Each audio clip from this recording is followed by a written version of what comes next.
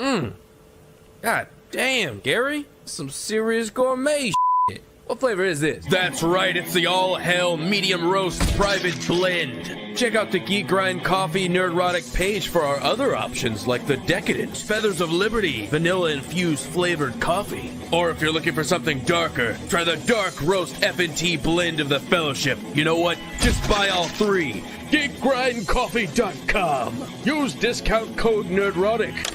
I hunted, Rob. I hunted for Tobey Maguire's dick. Toby, and the light source is hitting the right side of his face. And I can't believe I'm about to say this. I never thought I would say this in my entire online career. But look closely at Tobey Maguire's dick. Look closely at Tobey Maguire's dick. Excuse me while I whip this out. Hold up. Wait a minute. Something ain't right.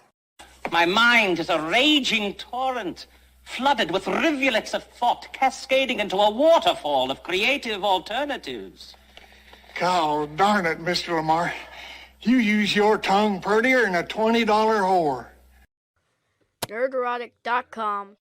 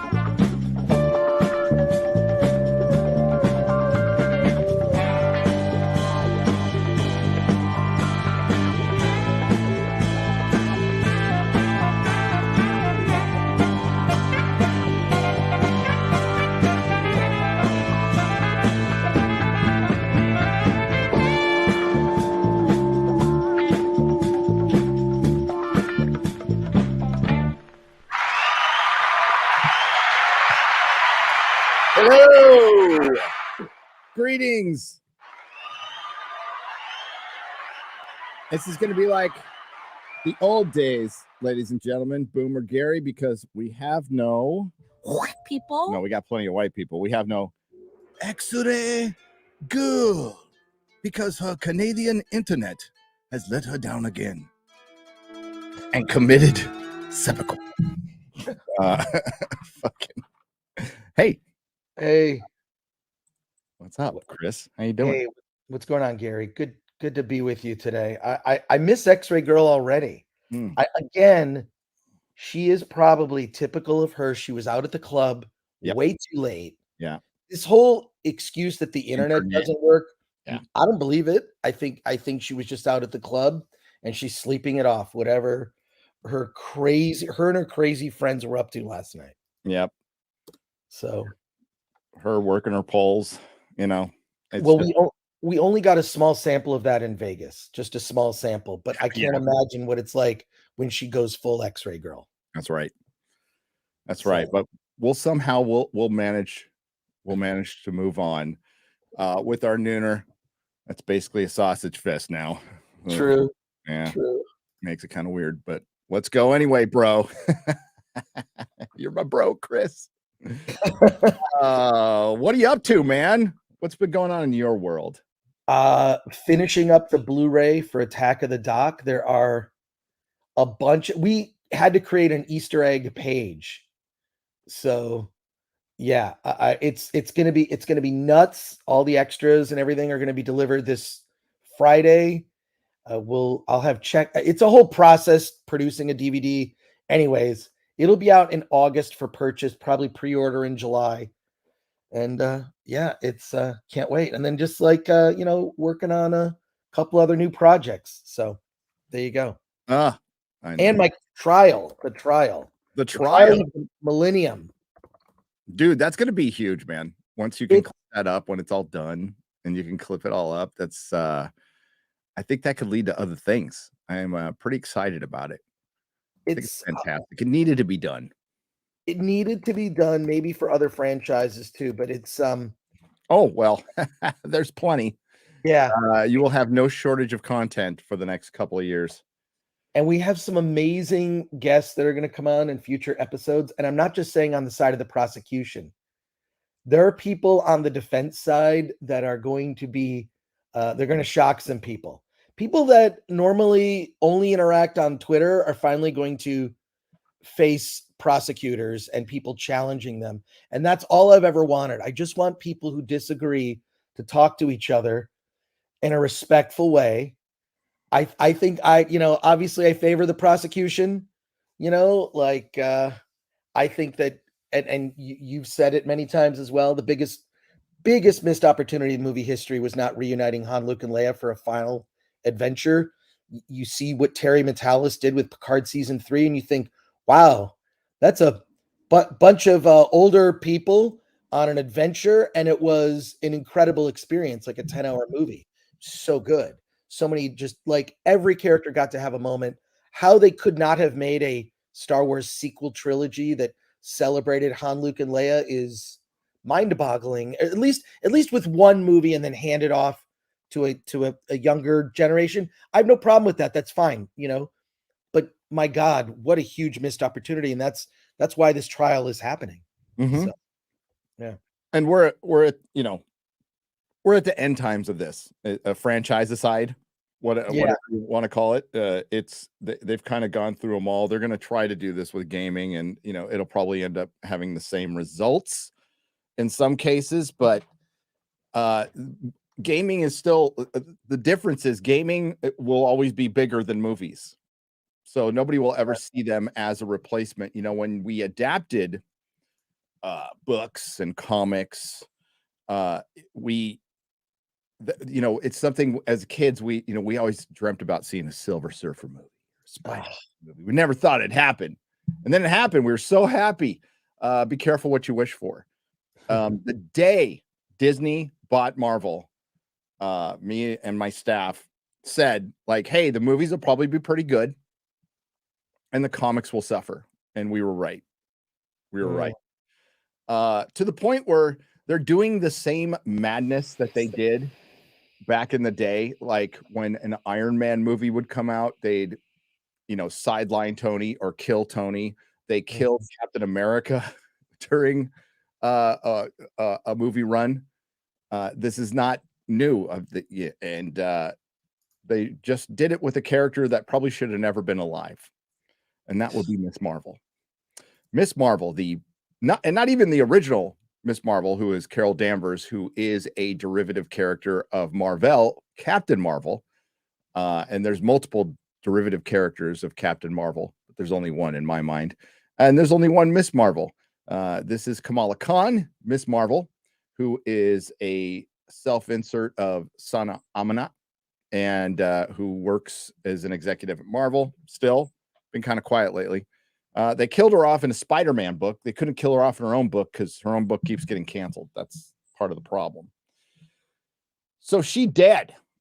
She is the poster child of SJW Marvel. Remember the good old SJW Marvel? They call it the all new, all different Marvel, but there was a lot of YouTube channels that were using the term SJW Marvel, correctly so, including your boy Zach's old. YouTube's so messed up right now. I fire up my homepage and I see your boy Zach, who used to be Diversity in Comics, like one of his seminal videos pop up that's 6 years old, and it's Captain Marvel is everything wrong with SJW Marvel. Classic video. So they're about to release a Marvels movie featuring Miss Marvel, and they kill the character in the comics. Now, I don't care, but this is what they've done for years, even when I was selling comics, and it was frustrating, and it just shows how stupid the publishing wing of Disney has been for Marvel Comics, because it's no longer Marvel Comics. Marvel Comics died the day Disney bought them, and they're not important. They're not even important enough for Disney to cancel or fire. They're an IP farm, but they lose them. They make them no money, but they lose them so little money because nobody buys fucking comics right now. That Disney just hasn't gotten around to it. Despite all the massive layoffs, this lost leader gets to stick around. Miss Marvel's death in comics can very much be bad news for the Marvels for a simple reason. How could it possibly, well, I guess it could get worse, but how can it possibly get worse for the Marvels? A movie nobody's excited for. And I don't even think it matters if it's good. I don't think it even matters. I don't think anybody's going to go. It's, Guardians of the Galaxy Volume 3, Chris, we all know is a holdover, right? Yes. Yeah. And it feels like when we get to the Marvels, it's now back to our regular scheduled programming, the MCU. Is Mr. Marvel going to shuffle off this mortal coil in the upcoming MCU movie? No. Yeah. It's the unbelievable like lack of coordination between the comics. It's so funny that like James Gunn is addressing that. Like, the comics are going to line up with the storytelling in the movies, because it is ridiculous that let's say you're not even a comic book fan. You see a comic book movie and you think, well, I'm going to go to the store. A comic book store, which is around the corner from me. I've driven past it a million times. I'm going to go in and buy the latest Captain America comic, only to find out that, he's part of Hydra, not even Captain America anymore. And that stupid, awful Sam Wilson Captain America costume looks like Ice Capades. It looks like it's not. So the thing I love about the Captain America costume in the Marvel movies is it seemed practical. It started out as like a show out, an outfit to like raise money for war bonds. Then it became like this practical outfit in the field that Steve Rogers just had an affection for. Just like you put on the uniform, it means something. And Sam Wilson with his head exposed, like he's a human. Shouldn't he have a helmet if he's flying around? You wear a helmet when you ride a bike, okay? Sam Wilson can't get a helmet for his noggin. Is it adamantium in his skull? Like none of this makes any sense. And the one thing that was great about at least the early Marvel movies is they seem to care a bit about reality. And as Rob Burnett has pointed out, that word verisimilitude, right? Like even you can pronounce verisimilitude. Verisimilitude. See, there you go. I love it. But it's like there's not that costume it's just dumb. And I do like it's like that they'll make some like accommodations like, okay, this is the way it was drawn in the comic. We're going to make it real world. It'll be true to the spirit of the comic book costume. Because that was always the thing like growing up when like in the early days before Marvel movies, when just get the costume accurate. Just get the costume accurate. Can they just do that? I remember suffering through Thor on the Hulk show. Do you remember when the David Banner Hulk show? Yeah, the trial of the Incredible Hulk, right? Yes. We had Thor and Daredevil and Kingpin. There was Kingpin. Yeah. It was bad. I remember just like cringing as a kid. Like I watched the hell out of it because it's all we got. Same here. And I watched that. I loved actually that Nicholas Hammond Spider-Man TV show. Dude, he looked like Peter Parker. Like he was great. Like John Romita's Peter Parker. Absolutely. I loved that show. It was great. I was so bummed when it was canceled. But yeah, but that was all we had when we were kids, right? Was that kind of stuff. And then do you remember? Where's the Blu-ray box set of the Doctor Strange special, the Red Brown Captain America, the Nicholas Hammond Spider-Man, and Hulk? Where is all that stuff, man? You can find bootlegs of it. I actually have a Blu-ray of the Fantastic Four movie that Roger Corman made, which I was on the set. I was on the set for like 2 weeks during the filming of that movie because they shot the whole thing in 2 weeks. Directed by Oli Sasson. And it's still anyways, Four movie. Did you know that there was a Silver Surfer movie in development in the 80s? Yes. They wrote about it in Marvel Comics. Not only that, do you remember? Because I used to buy all the movie magazines. Oh my God, this is welcome to an episode of two old guys talking about shit that only they know about. It kind of this reminds me of like when you ever watch those episodes of Rogan and he gets someone on who's like a comedian that is from the old days. And they're like, oh yeah, remember the Cabana Room? And they had that thing and they just talk about inside baseball shit that is so. After a while, it's like, okay, I can stand 5 minutes of this. They go on and on about, well, that was a great room and back then, and it gets so inside baseball. I promise people listening, watching, we're gonna pivot from this and get into some really amazing trailers that dropped today. But shit on Miss Marvel some more. a lot more. I know, but it's the no coordination between the comics and the. If you're a movie fan, you should like it. It should get you to want to read the comics. The fact that they're doing this now is so dumb. It's ridiculous. But there was a cover of Preview magazine. It was spelled Prevue. So Silver Surfer was on the cover. Yep. It was a realistic painting of the Silver Surfer. I can't tell you just how much I would just stare at that. My imagination. I remember it was in my news. It was at the Cornet newsstand in Oceanside, California, which was right next to Professor X's comics. Wow. I'm gonna see if you can even find that cover. Like, God. Oh my God. That blew my mind as a kid because the comic book, I mean, I loved comic books and read them, whatever, but the story that freaking changed everything, where I was like comic book fan for life, had to have newspaper routes, do odd jobs so I could go to the drugstore, because there wasn't a comic book store at the time when I was growing up. There were just like drugstores that had the spinner racks, right? It was, and I read this in reprint form. I did not read this first. I was too young when it came out in first run. Was, the first appearance of Silver Surfer and Galactus, man. That story was at 49, 50, and 51 of FF.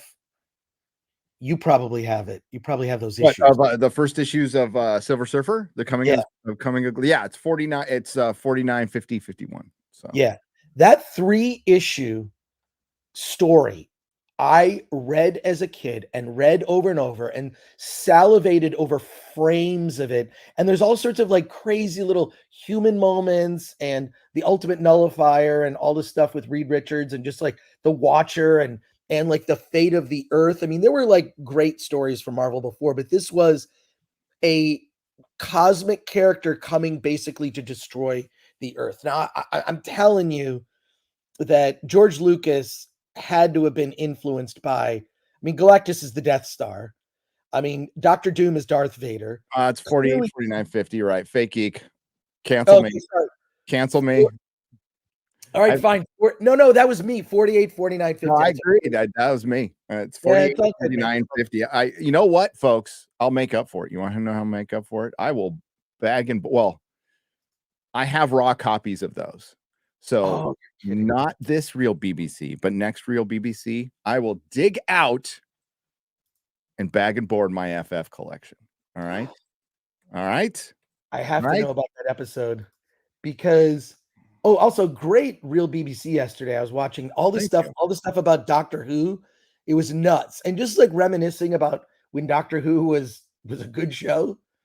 And the David Tennant years and God, just all the lore. I've been to a bunch of the Gallifrey ones at the Marriott Airport, LAX Marriott Airport. So much fun. The best part about that is so many people come from the UK to that convention. It's crazy. And it ends up being a party in the lobby. So everyone's drinking and hanging out in the lobby. And they have a word for it. It's LobbyCon. Everyone just hangs out in the lobby and just chats with other fans. And you'll see someone, you'll see a Dalek roll by or whatever. And it's just like, to me, Doctor Who proves that to really have a successful show like that, it's great writing, because the Doctor Who's before the David Tennant era, although I like Christopher Eccleston, I do like his take on it. You don't need good special effects. You need good writing. And I remember talking with one of the guys who worked on Doctor Who and asked him, like, so you guys would just go into like a warehouse of props and say, well, there's a canoe and we've got like an old knight's outfit, and they would just make an episode out of props that they would find. And he confirmed, like, oh yeah, that's kind of like how it used to go. There it is. Concept art for the 80s Silver Surfer movie. Oh my God. It looks sick, dude. I mean, It when was Terminator 2 terrible, came out, but- you saw Terminator 2 go into its like molten form. It's like, Yeah. well, that it can do the Silver Surfer now. Yeah, that was what, 90s, early Well, 90s. 90s. So well, we're so on the back end of that. You know, it's funny. I'm working on a video. Good God, what is this? It looks like a Oh. sex aid. I'm sorry. That looks like something very perverted. What the fuck is that? I've been going to B&H, and I guess there's shit there I didn't know they had. Yeah. I'm actually finishing setting up my room. I have to, because I got the Meta PC going. I have Nice. switchers going, and I can't believe there was a couple of cords like I don't own. I'm like, how is that even possible? I have 2 entire Pelican cases full of cords, like just full for traveling and everything. And just over the years, I never threw one away, which, because you never know when you need it. But back to Miss Marvel dying. Now, I think just in this first little paragraph, we're going to find out why she's not that important of a character. Kamala Khan, a teenager of Pakistani American descent hailing from New Jersey, who was just like Sana Amanat, acquired her superhuman abilities when exposed to the Terrigen Mist, which activated her latent inhuman genes. Well, here's one of the problems. That's not her origin in the show. She was mailed a bangle from her grandma. Basically a bracelet. She was mailed a bracelet from a grandma, which might be, and I gotta say this very carefully, but the nega bands from Captain Marvel. But in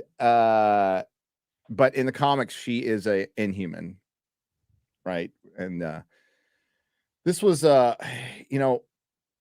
think this was an Ike Perlmutter directive, pretty sure at the time, when they were trying to move to the Inhumans and away from the X-Men because Fox had the rights, which was just stupid. And they ended up murdering the Fantastic Four and X-Men comics as far as sales are concerned, particularly the X-Men comics. I remember they just started getting weirder and dumber. And I had dipped out of the X-Men a couple of times because they just get too much. But glory days of the X-Men was 80s, early 90s. And 70s too, like late 70s, 80s, early 90s. It was the king of comics. It outsold everything, but not so much anymore. Miss Marvel has become a popular and influential character, given she is Marvel's first Muslim superhero. Not so. That is not true. Okay. She has been featured in her own solo comic series. That's, notice that's plural right there, because but they also failed to mention she's been in her own solo multiple canceled comic series. And in recent years, she has made appearances in animated TV shows, which mostly nobody watches, video games, that Avengers video game that lost. Help me chat. What was the company that made it? I want to say like Square Enix, but I don't know fucking shit about video games. So who was there was Dust from X-Men, but there's blanking on his name. There's another character before that too, from the 70s, blanking on his name. But was it Capcom? Who did the Avengers game with Miss Marvel? Was it Capcom? I don't fucking know. No.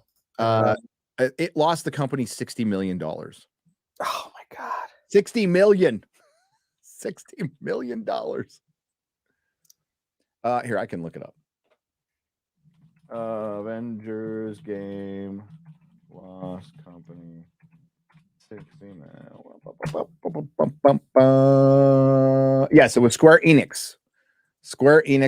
Just to cite my sources here.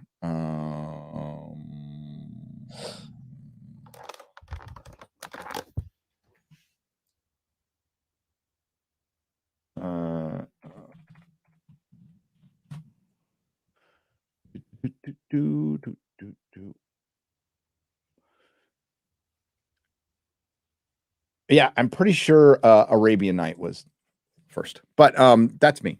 All right, so here is. Sorry for those of you listening at home. I am going without a producer right now, so I'm looking at my own articles, and you can hear my horrible boomer typing. Yeah. Marvel's Avengers resulted in a $60 million loss for Square Enix. Starring Miss Marvel. Doesn't Cap die at the beginning of this, and then Miss Marvel comes in, and like I didn't care. I think wasn't Ripa the only one who played it? Sure. Alan Ing played it relentlessly. Pretty sure. I downloaded it. I downloaded it and started it, and then I was like, but wait, I can't play the Avengers. Like I'm playing a character that hasn't even appeared in the movies or TV shows yet. She was it was the Access Media pushing this, but back in 2017, y'all remember it if you're around the early days of the consumer movement portion of Comicsgate, that they were really pushing Miss Marvel to be a replacement for Spider-Man. A replacement for Spider-Man. Makes no sense. Oh, and it was the era, it really began the era of, we're not going to give you what you want. We're going to give you what we think you need. We're going to teach you a lesson, you bigots. That began the whole like attitude towards fandom. I can't wait. Tonight I get to, I'll be respectful. I'll always be respectful. I'm going to talk with Robert Burdett. I think you were invited, but you were busy. We're talking to a WGA guy tonight. And I want to know their side of the story. I want to be fully informed because I'm working on a video. And but I totally come from the end user. I am the customer, the paying customer. That's all I would ever represent. So that's where my position's going to be. And I have some questions. It should be fun. And maybe, I'll get a little more well-informed and then I'll make my video. Yeah, this strike thing is going to go for a while. Long time. Yeah. And just watch all these schedules get bumped around on an individual basis. The good writers, talking to you, good writers, you got to beef. You got to beef when it comes to streaming numbers and them like not sharing them with you. So you're getting fucked on your residuals. Like I'm with you on that one completely. But what's going to happen is your union is going to make a deal to where you're never going to see those numbers. So you're still going to be fucked. And it'd be better to just go on your own. Welcome to the gig economy. That's what it's going to turn into anyway. While you guys are fighting over a shrinking pie, other people are going to start making their own shit. And guess what? That's already happened. And we're at the beginning stages, but it will one day become very, very serious competition sooner than later. And the more you guys squabble over a shrinking pie that you're both responsible for, by the way, producers and writers, the good people will go, fuck this shit, especially if it goes too long. And you'll have the good writers start writing novels, start writing comics like they did during the last strike, and maybe start writing scripts outside of the union at some point. It depends on how long it goes. Where it goes, where was I? However, some recent news might not sound promising for the young MCU superhero. It was revealed that in an upcoming Amazing Spider-Man 26 book written by Zeb,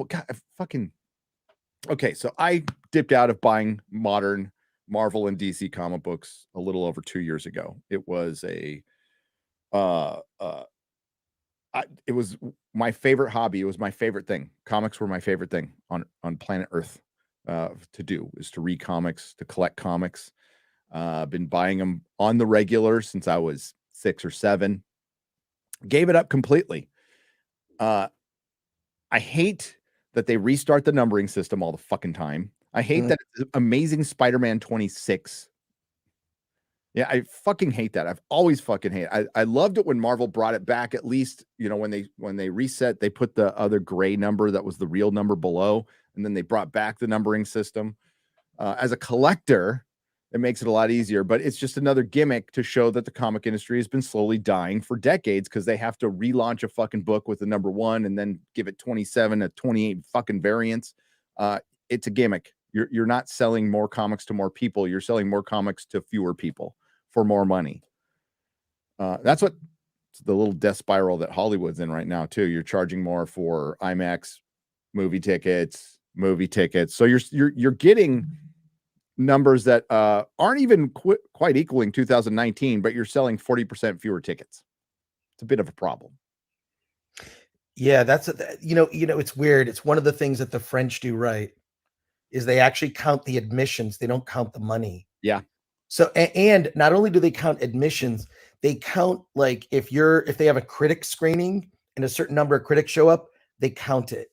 So they can actually look at what is the number of people. They don't count money, and that stuff is such a weird math from like, okay, there were matinees and pricing is different here and pricing is different regionally. It's no surprise more expensive to see movies in California than where you are in the great state of Texas, Gary. So that whole system just makes no sense. Then it's hard to even translate like from, well, and these numbers are all like they're educated guesses, but they're educated guesses. It sucks. But fewer people are going to the movies. The Paul Chato did a really good video on this called The Death of Shared Experiences. Yeah. Generations growing up doing fewer things like as a group, whether it's concerts, going to movies, etc. Those habits are being broken. It's more about solitary experiences, right? VR, gaming at home, playing as Kamala Khan in the Avengers game that tanked, those kinds of experiences. Not all games, to defend my fellow gamers. I know you know this too, Chris. And Paul's not wrong. And the solitary experience is like, I feel like, dude, I do so much work by myself in here researching, 3-4 hours a day. So much so, like when I walk out to go to the gym, like this morning, I'm like, I feel like Superman. Not that I'm Superman, but when like after he gets blown up by a nuclear bomb and then he hits the rays of the sun, you're all, oh, son, I love you. I remember you. Yeah, there's true, but in defense of my gamers, okay, my fellow gamers, because I'm a gamer, Chris, I'm an expert gamer. Well, the thing is, I meant no disrespect to gamers. I play games, like. But they do interact. I mean, it's just it's a different form of interacting. Like, my son's gaming with 5 other dudes all around the world. So it's a different form of it, but Paul's not wrong. Like the theater experience, going to a comedy show, going to a concert, like those things are still doing well, by the way. Concerts are still doing well.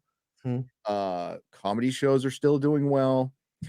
It's just the movie theater experience that's kind of dying, which sucks because I love going to a movie theater that's packed with people laughing and cheering or whatever, or at a horror movie where they're shitting their pants. I mean, yes, that's one of my favorite things to do. And I'd hate to see it go. I'd absolutely hate to see it go, but it's going to go. It is. Like movie theaters are freaking expensive. And remember when they were fully staffed? Yeah. Dude, so, okay. Sony Metreon in San Francisco was a huge movie theater in downtown San Francisco owned by Sony. There was a Sony store and there was a 2-story theater with full arcade, and the multiple stories had 3-story theater with multiple arcades and multiple, snack areas. And they were all fully staffed. And then you can see, around 2010, because Sony sold it, they just stopped staffing the top one. And then now, I go to my local theater. There's 4 people working there.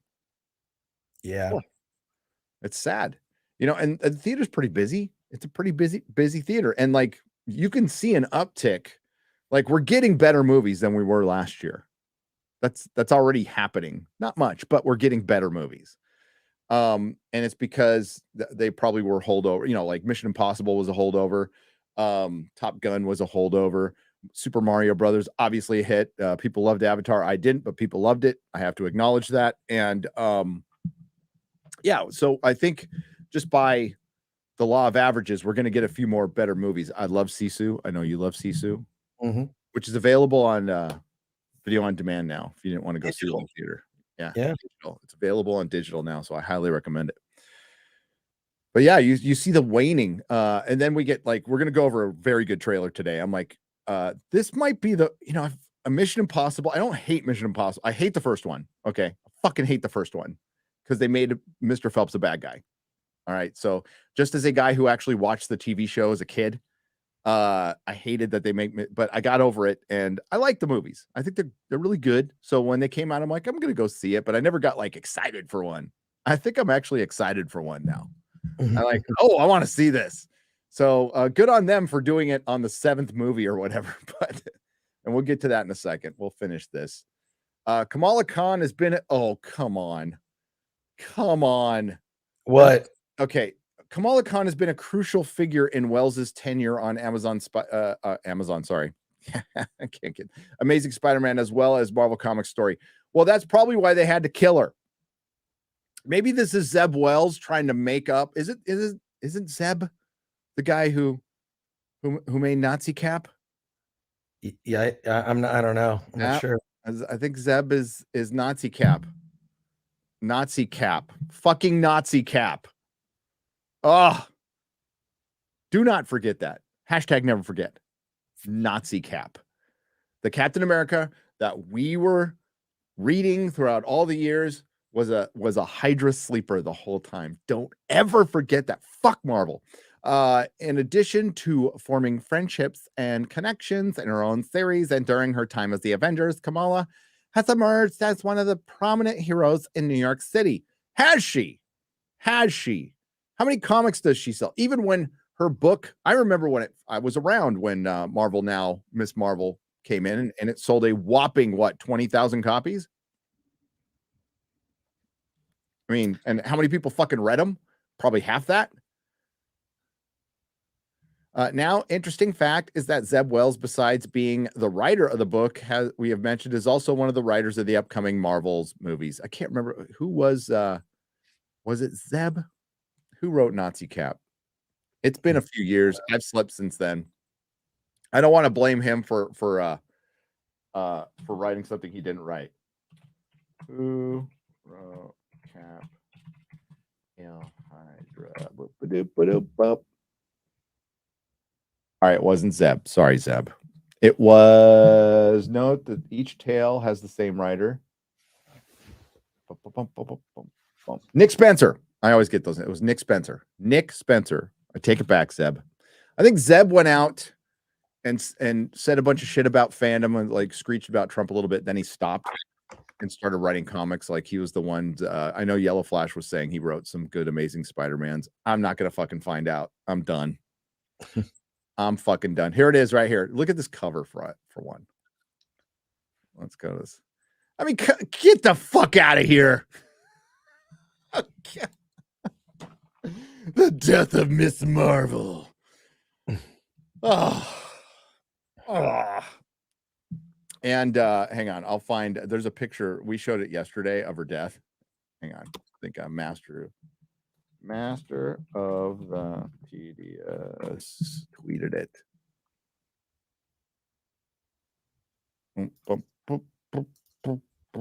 Where is it? Where's her little death? There it is. There it is. Spoilers, sorry for anybody who's going to read Spider-Man. For all 2 of you out there who are going to read Spider-Man. It doesn't matter. It's just like saying, will you die already? And she's dead. It does kind of look like this. I'm seeing similarities, aren't you? A little bit. Little bit. Oh my God. I think that's a coincidence. But it's funny. I mean, I don't know. Little Mermaid, Alan is seeing it on Saturday. I might join him Saturday morning. I already talked to someone who saw the Little Mermaid. Oh, and they said it's really good. Now, I don't like, this is someone who's a Disney file, so I don't trust the opinion. So if you like Disney, and it's clearly a kid's movie, but the thing that makes it, according to this person, I said, well, why did you like it? What's good about it? and he said that it's because a lot of the stuff is weird. Like the movie's too long; it's over 2 hours. It shouldn't be. Like there's a weird like I've seen some extended scenes. The whole thing with like Sebastian and like all the other characters, like it just looks off and was well, like first of all, and then like they made a murky like underwater, which is technically accurate, but wouldn't you want it to be vibrant and blue yes, and you like know whatever? animated, like you know what? We're suspending like. I'm giving way too much thought for this, but you're suspending your belief enough for fucking mermaids talking to like little crabs and shit. Like, make it vibrant, okay? It's like, oh no, we need to ground it. Zack Snyder's Little Mermaid, which I'd rather watch. Right, by the way. Yeah, it's so it's murky, and then it's also like they tried to go sort of halfway between realistic and anthropomorphized, creatures. The animal fish characters. And it looks weird. Like you needed to either go full bed knobs and broomsticks, right? Like just make it cartoony, make it CG, but make it cartoony. Just do that, right? Like, do you remember when they redesigned Sonic? Sonic had like the weird teeth, and it was sort of like partially humanized, more human than Hedgehog, Sonic the Hedgehog. They redesigned it, and it's great. And those Sonic the Hedgehog movies, they're fine.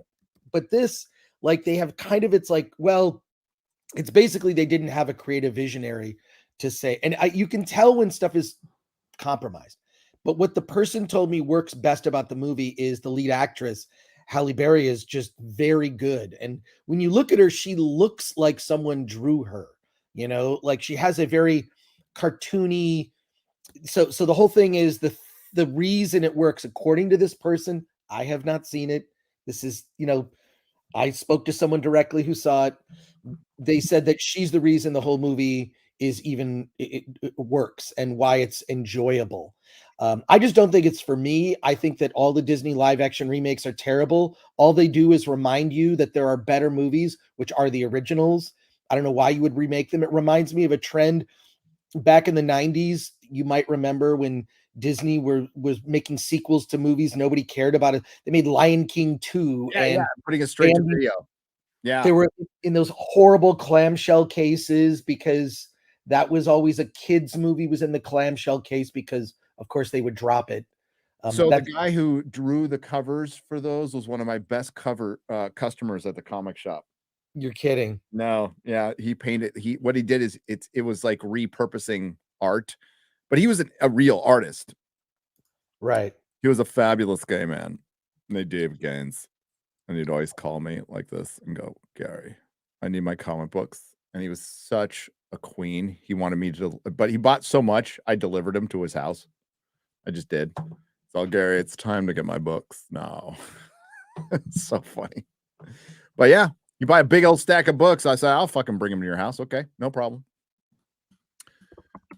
But yeah, David Gaines, he did a lot of the, not everyone, but he did a lot of the repurposed art for those clamshells back in the day.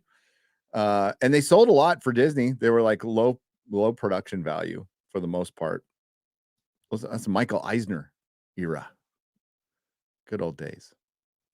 I really enjoyed the arguments on the first charge of Star Wars trial. A good civil debate, though maybe Judge Gore should not mention his bias for the prosecution. Hope the revised charge document. I hope the revised charging document I sent was helpful. Yeah, we had like 20 people reach out, including actual attorneys said, well, I rewrote your charges. So it would be, I passed that stuff on to Alan, and I appreciate that. A lot of people put in a lot of work on that. And he kind of combined from different and sort of hodgepodge put together like a new list of charges. And yes, look, by the way, yes, I am biased in this trial, not unlike our actual judges in our real legal system that are biased towards certain things. So I don't think I'm any different than any judge on the Supreme Court currently sitting, so I don't care. Like the one thing I will do is just what I want to do is facilitate a debate between people that don't normally talk to each other. And we have like some people coming up on the defense that are just going to blow your mind. And I want to get people like, Ryan Cannell, I'm trying to get him on. It's for an appropriate debate and argument, and there's a prosecution team and defense team because I want people to jump in. But Anna, that Star Wars girl, knocked it out of the park.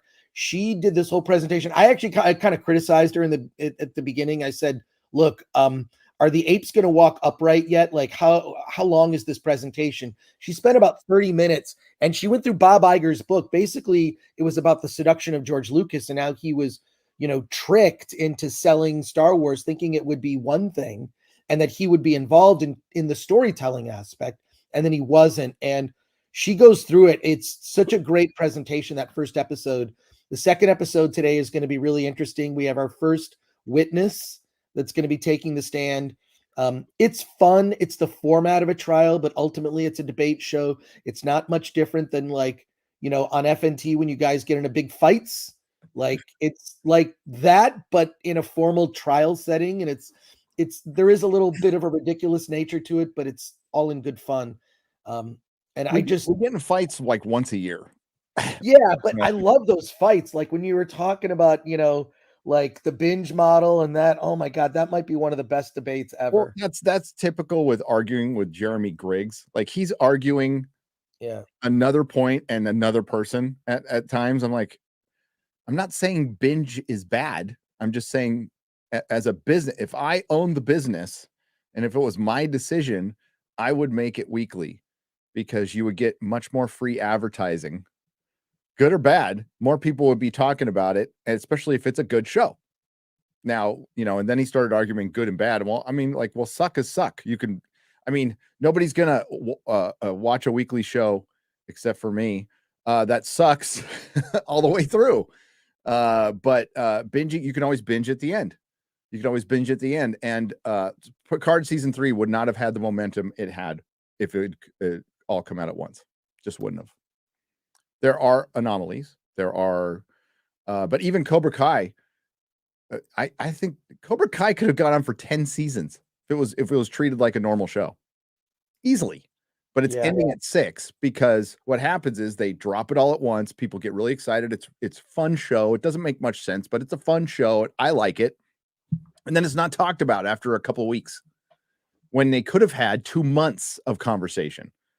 I mean, it's really simple. And that's why every streamer has decided to go weekly over Netflix's binge model, which they're changing. They're slowly changing, and they're slowly going to have to change to weekly at some point, or at least in parts, right? It all depends on their pride. But the reason Netflix uses the binge model, because it greatly favors them in the Nielsen ratings for minutes watched, but it's cheating. It's cheating because you're putting all your episodes all at once. So it's all minutes watched. That's why they dominate it. But Disney is changing. For one show. I'll give you 3 guesses. Oh no. Is it Ironheart? Is it Agatha Harkness, or is it Echo? I would guess all 3 of those seem you just drop them all at once. It's like ripping off a Band-Aid is what it is. Well, it's Echo. Oh my God. So if a show drops all at once on a streaming service and nobody watches it, did anybody see it, or did anybody hear it? I haven't heard much about this show. It's not making a lot of noise. Because it's about a deaf character. That's why I'm making those jokes. Oh no. First of all, I don't even know what Echo is. Okay. I mean, look, I know stuff. I don't know everything. I think that's what's great about everyone in the fellowship. Not every nerd can know everything. So when you have like that group, like you guys yesterday on the Real BBC, that might have been one of the epic conversations. I'd love to see, I think, was X-Ray Girl taking notes? Because I'd love to see all of your lists. Oh, well, you're going to get the full list the next episode. It went on longer than I thought it would, but yeah, it was great. But I had so much fun talking about it, and I ended up watching Doctor Who and kind of fucking off work, but I got it today. I can't. This next video I got to get it right. I'll just say, Mhm. I'm saying too much right now. Perry found an audio clip that's just like smoking gun for me.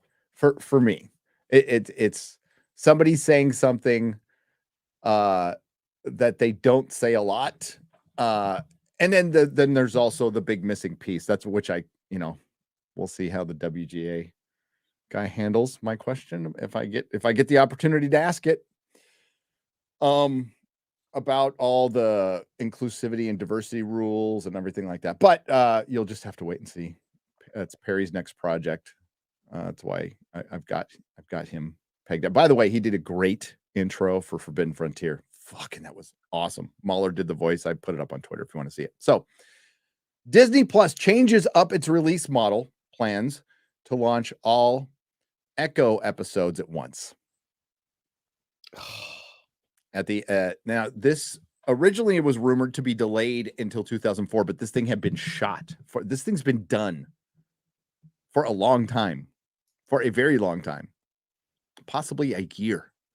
So, they're dropping it all at once about a month and a half after they drop Loki. So Loki's coming in October. This is coming at the end of November. I think Thanksgiving weekend. Let me go check my. Oh boy. You get older, time moves faster. It's kind of freaky. Yeah, so it's gonna what? Does it really say the 29th? Let me see. Yeah, it comes out on a Wednesday after Thanksgiving weekend. Weird. Middle of the week on a Wednesday. And they're dropping it all at once. Wow. They are trying. There's multiple reasons that we'll get into for this, but if you're not familiar with Echo, I wouldn't be surprised. Okay. Echo is a character that was introduced during the Bendis era of Daredevil. She's based on the covers anyway, based on Gina Gershon and the David Mack covers, which are fantastic. And Bendis's run, as critical as I am of that dude now, his run on Daredevil was excellent. It was fucking excellent. And I think Brubaker did a better job later on, though. I was like, man, how can you top that? And then Brubaker kind of did. So there was a good run in the 2000s of fucking Daredevil, like from even when Quesada took over and Kevin Smith, which I believe Quesada wrote most of it. But yeah, that run all the way up, the Marvel Knights Daredevil run was fucking excellent. Excellent stuff.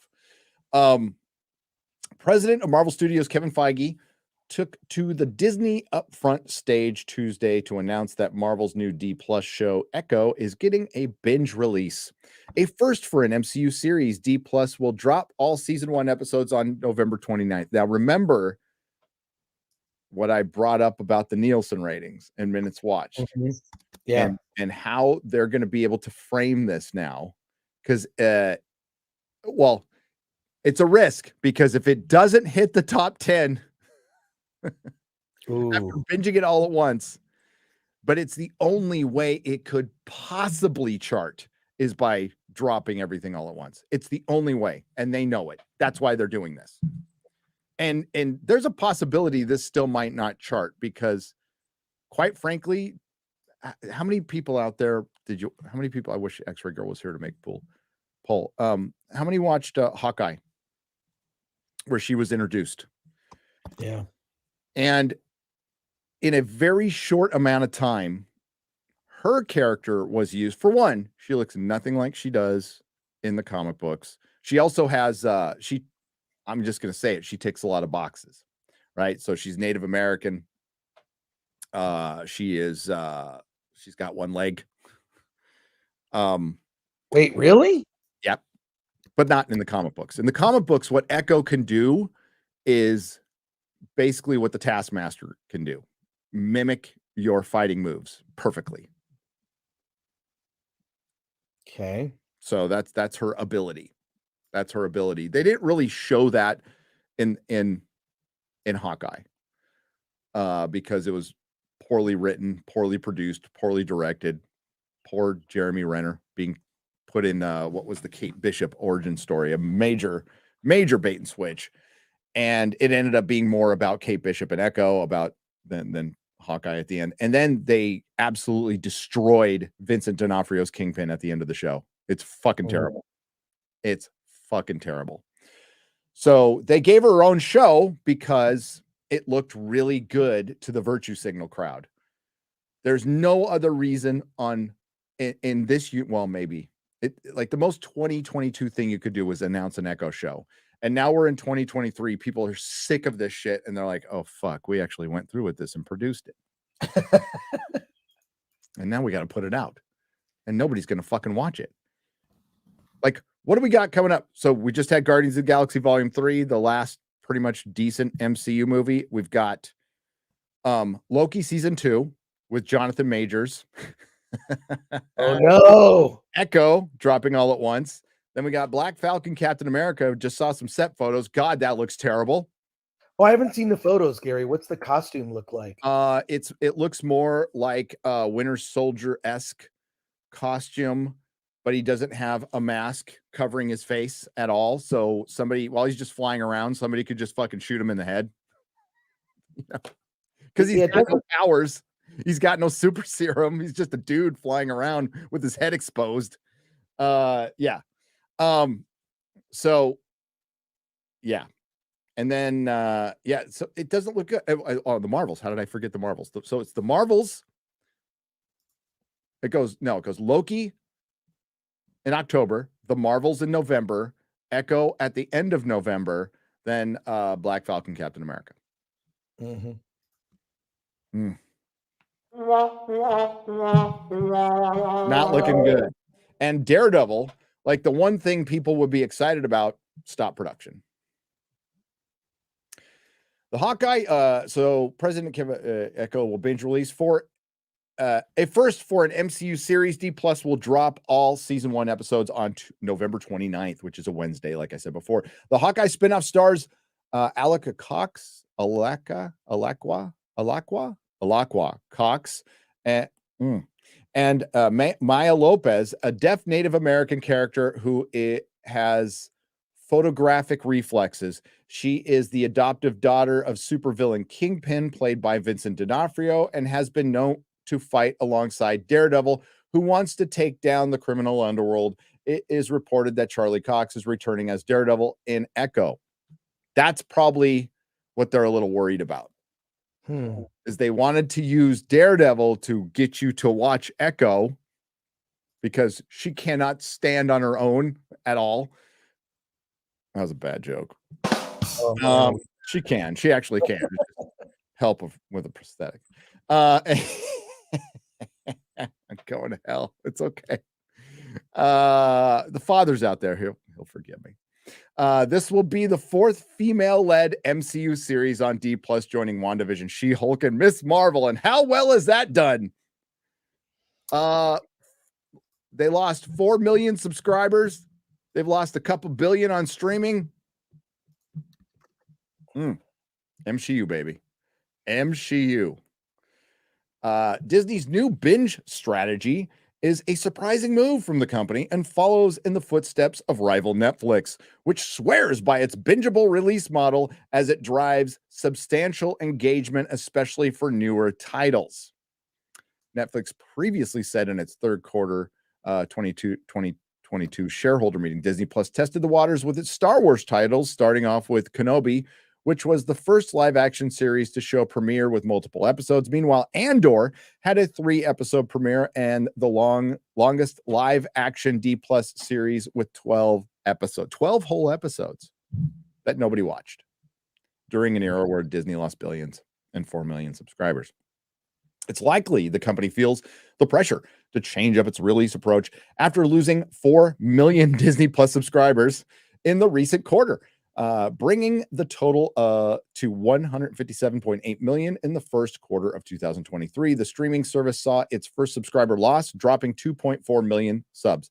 And this won't help it, because if you actually want to subscribe to D Plus for some reason, you can watch everything in a week and then unsubscribe. Yeah, you could do that. Yeah. So what's going to haunt Netflix in the future? What's going to haunt all the streamers, because the streaming bubble has burst, right? We also have Disney being sued by its investors for fudging numbers, something every streamer does. Every streamer does. Disney plans to save $5.5 billion in overall costs by releasing Echo, with $3 billion going toward content savings. They would have been better off like selling it to Tubi or something. You know, at least you'd make a couple of bucks. The move also comes as Marvel rethinks its game plan. Feige previously said the studio wants to be more calculated which about the MCU projects get released by releasing Echo, but all at once. So that might be, this is a way to dump it. It's been argued that many fans are overwhelmed by the wave of superhero shows. No, just overwhelmed by all the shit. And it's time for Marvel to slow it down a bit. You think so? It is harder to hit the zeitgeist when there's so much product out there. Yeah, it's product. That's all it is. And so much, and they put it in quotes. It's not in quotes. It's fucking content. It's not art. It's content, as they say, which is the word that I hate, Feige said. Well, fuck, what do you mean you fucking hate? Your own people say that all the fucking time. That's what you're producing, dude. In an Entertainment Weekly interview, but we want Marvel Studios and the MCU projects to really stand out and stand above. Well, they used to. What changed? What changed, Kevin? I'll tell you what changed. You got rid of all the creatives, all the people who were actually good at their jobs, and replaced them with very diverse and impressionable people who will only answer to you, who will answer every one of your notes with a yes. You cast directors and writers, you don't hire them. So they will do exactly what you say. But we want Marvel Studios and the MCU projects to really stand out. Like I said, I read that. So people will see that as we get further into phase 5 and 6, the pace at which we're putting out the D+ shows will change so they can each get a chance to shine. So instead of airing episodes week to week, decision to release Echo as a complete by the way, they're still releasing Loki weekly, by the way. Oh, they're doing that? Oh, yeah. Loki will be weekly release. As a complete season looks to be the beginning of a deliberate effort to gradually reduce the MC release schedule. During the Upfronts presentation, Feige also revealed the official premiere date of Loki Season 2, which is coming to D+ on October 6th, and again, releasing weekly. Well, there you go, Chris. There you go, man. There you go. Look, Marvel's going to have to make, and we've heard rumblings of this. You and I both have heard this, that they know that they're in trouble. They know it, and they have to make changes. So it's basically going to be dialing back the content. It reminds me of, like, I feel like it's like the consumer who loves Marvel stuff doesn't watch everything. And the fact that, like, Marvel makes it like you have to watch every single show, and people were shocked when they saw, Loki back at the end of Ant-Man 3, that tag, that post-credit scene. It was confusing. And I think that people that have enjoyed the films, like, I don't think they understand what the story arc is. And I'm telling you, I don't understand it. And I follow this stuff. Yes, it's leading to Kang. And yeah, like, Multiverse was a bad idea. So, it was a horrible idea, Chris. And as you and I have both said, like, the High Evolutionary is like 1,000 times better villain. Yes. He's a Dr. Mengele. Like, he does horrible things to cute little animals. Like, that's a good villain, not like some guy who just erases fucking time. So what? Right. And Kang, as I'll point out, is a villain that hasn't worked so much that they've had to make him other villains that he never was. Or they retconned him so many fucking times. It's confusing as hell. And it's ridiculous. So he's not a big bad. If they were using Kang to get to like Galactus, you know, or a nihilist. Like use a nihilist. That's a great villain. Yeah. But no. It might lead to somebody said I hate otters in the chat. Az would be mad. Az loves little otters. Isn't it nice to have friends? Hey, did you see I get so this tweet I guess the commercial came out a month ago, or no, not a month ago, like a week ago. And normally we don't cover Dove soap commercials or don't give a fuck, but this one I saw it. I saw it, the Dove soap commercial about the woman playing a video game, but the character doesn't quite look like her. And then, I mean, it's come on. It's just here's the thing. And this is on the heels of, you know, the Bud Light issue, the new Miller Lite commercial. I think that is more controversial to me, is the fact that the problem is they're hiring the wrong people in these marketing departments. And I want this word to spread. I want people to be shamed, and I want people to know that they're hot phobic. If you're a hot phobe. That is you're phobic against hot women. The problem is these unattractive, dumpy white women who work in these marketing departments who are just out of college, who now want to like change everything and narcissistically make it all about them, where they're getting rid of the thing that really annoys me about that Miller Lite commercial is they blurred out the faces of the women, the attractive women that were in the old advertising, specifically so they didn't have to pay them. Mm-hmm. Disgusting. So I think that these people are hot phobic. Bring back hot women. The latest Sports Illustrated cover, I don't know. It's like sort of 4 cover variants. One of them is Martha Stewart, who's 80. And she actually looks pretty good, if you ask me. I'm pretty good for 80, dude. Pretty good for 80. I actually don't have a problem with that. I have a problem with men being on the cover. I mean, I doubt she really looks like that in real life, but whatever touching up they did, well done. But you know what? Well done and good on her. That I don't have much of a problem with. I don't have a problem with that. But my God, people are now, we need to shame the hot phobes.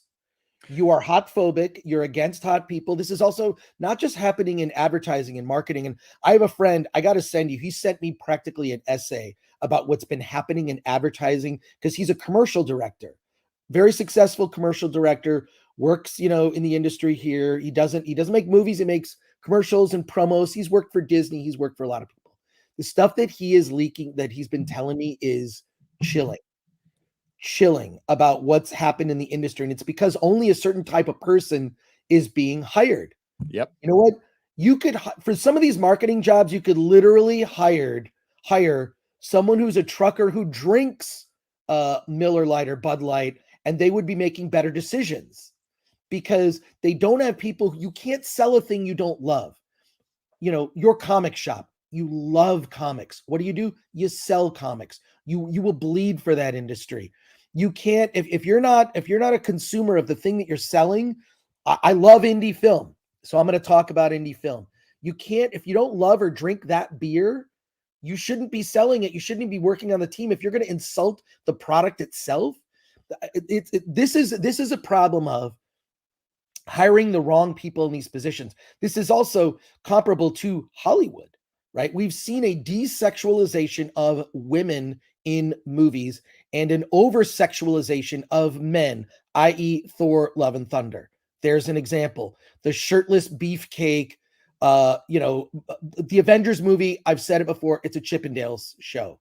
It's a Chippendales show. There's a reason there are so many female Marvel fans, and I'm telling you, it's because they saw that scene in Captain America, the first Avenger, where Chris Evans emerges from the capsule, having gone through the super serum process, and I forget the name of the actress. Her vagina explodes in that scene when he emerges from that. It's I don't mind being sexy, but let's bring equity back to sexy. And let's not shame women who were well paid, wanted to do those jobs. They're in bikinis. Who doesn't love work their ass off for that? They don't eat, they exercise. I mean, it takes a little work to be that hot. So, Chris, I agree with you. Here at Nerdrotic, we are not afraid to take a stand and we stand with attractive women. We do.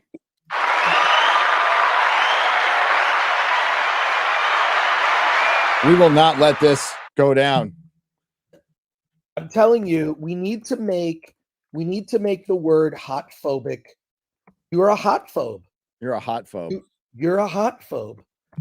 You are against people who are hot. And really think about it. Think about this. Like, you don't have to drill down too deep. Who hates women who are hot? Average to unattractive women. Who has the jobs in these marketing positions? Not particularly attractive. And there's nothing wrong with it, you know? Nothing wrong with it. There's an old I wish X-Ray Girl was here. There's an old Chinese saying, there are no ugly women, there are only lazy women. And by that, I mean, you can do a lot. If you see like a before and an after of someone going through, you know, a makeup process, and you can do a lot with a little, but there are women working in these positions in marketing that don't understand the audience, that don't understand the product, and they all need to be fired, and they need to be called out for their hot phobia. That's right. And I'm telling you, hot phobia, we need to use that word every day. Call out the hot phobes. You are hot phobic. You're against, you have a jealousy and an anger towards women that are more attractive than you. And that needs to be shamed. That thinking needs to be shamed. So, yeah. There You're also trying to, like, in all reality, you're also reinforcing some really bad habits. Like, you should feel totally okay being, you know, unhealthy. No. Yeah. No, try to be healthy. Like, you don't have to look like Adonis. Nobody's or you know, or a 10. But you know, I love that Melanie Mack and Eric July are always, even Dan Vask are always encouraging people to and shaming people to go work out. I think that's great. I think that's actually very helpful. All right, here we're going to go over this, this is not helpful. By the way, I mean, why Dove Soap is getting involved in this against gamers. They have no fucking, this shows how clueless their marketing department is. Like, do you have any idea what shit you're stirring right now? Like, you have no fucking, it's going to be glorious. So here we go.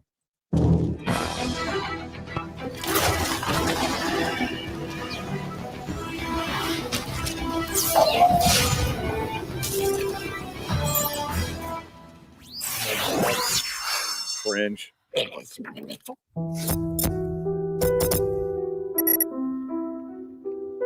goes back to the dressing room.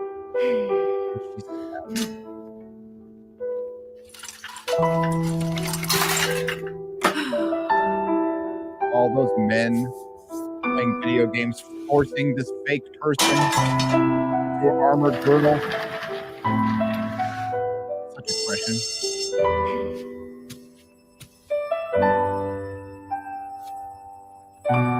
That's the tomb.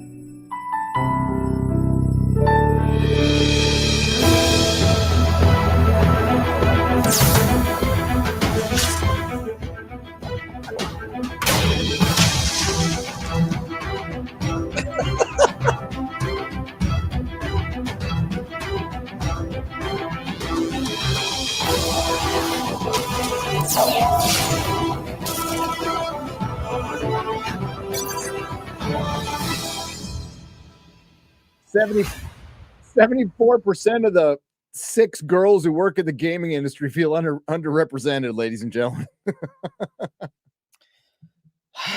Gary, this is so it's embarrassing. It's literally the revenge of they've turned this thing that it's virtuous now to be in terrible shape, right? And we're going to guilt you.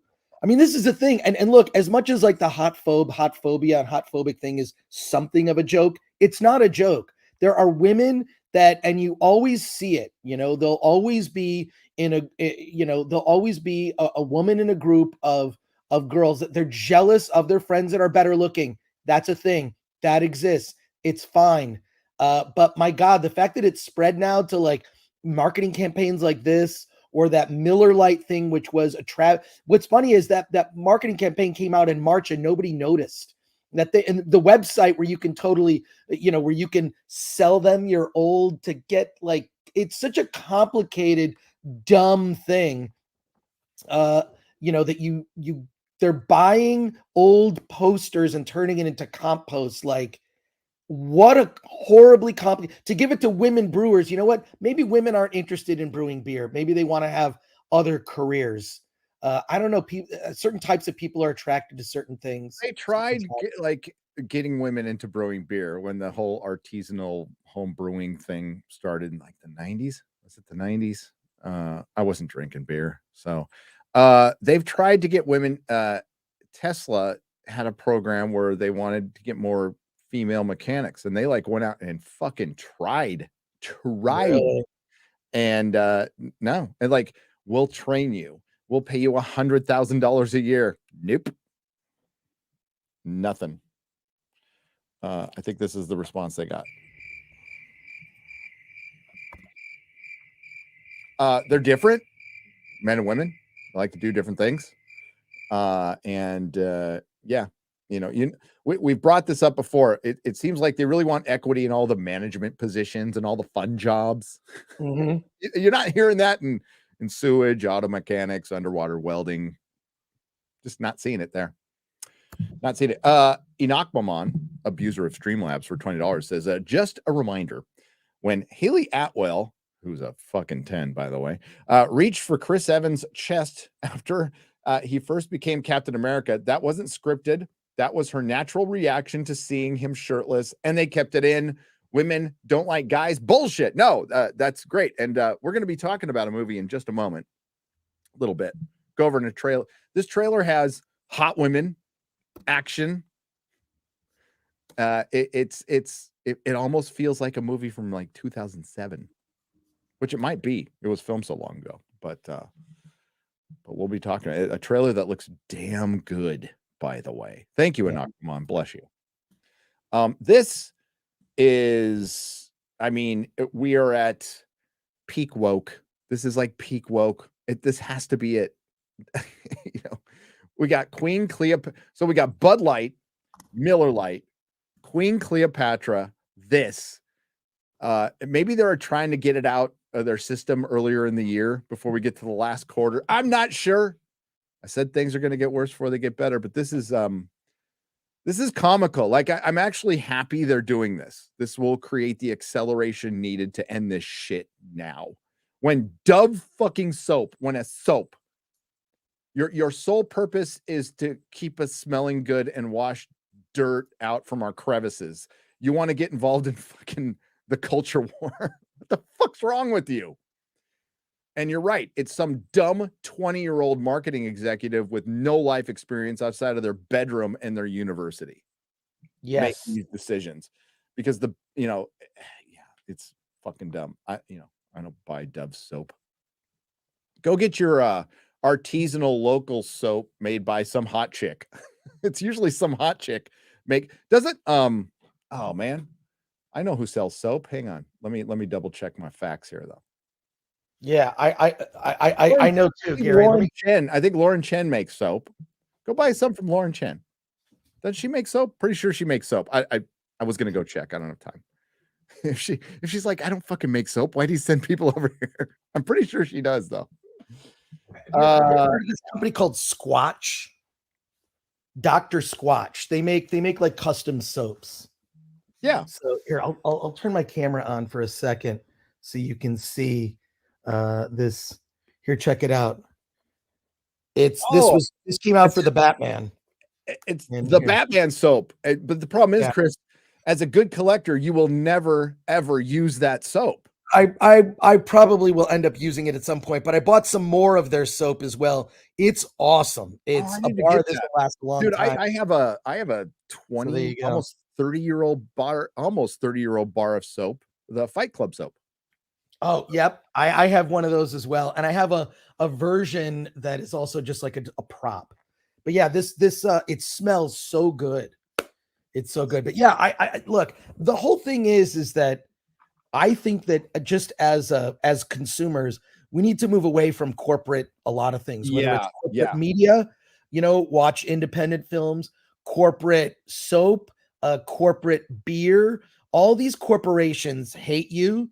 They don't understand you, and they hire people who dislike not just you, they dislike the legacy of the brands that they're working for. So you look at Miller Lite, which used sexy women in bikinis. There's nothing wrong with that. One of the best Miller Lite commercials, I think it was Benny showed it on the Benny show.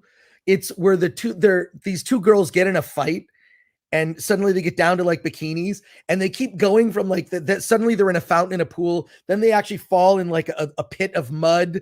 And then like, it's over the top and ridiculous and stupid. And it's also gets your attention as funny. And I miss marketing being funny, like actual funny that is broadly appealing. Like, I used to love the Bud Bowl, which was ridiculous. The Bud Frogs. Of all companies to do a throwback, it's fucking milk. Yeah. Yeah, with that milk commercial, the wood milk one with Aubrey. Aubrey that was so good with Aubrey Plaza. So fucking good. That was like, that's old school. That's good marketing. Piss off some vegans, don't give a shit. Sell your milk. I mean, like milk knows they're in no danger of like losing any vegan customers. So why do they give a shit? It's like got wood. It's so good.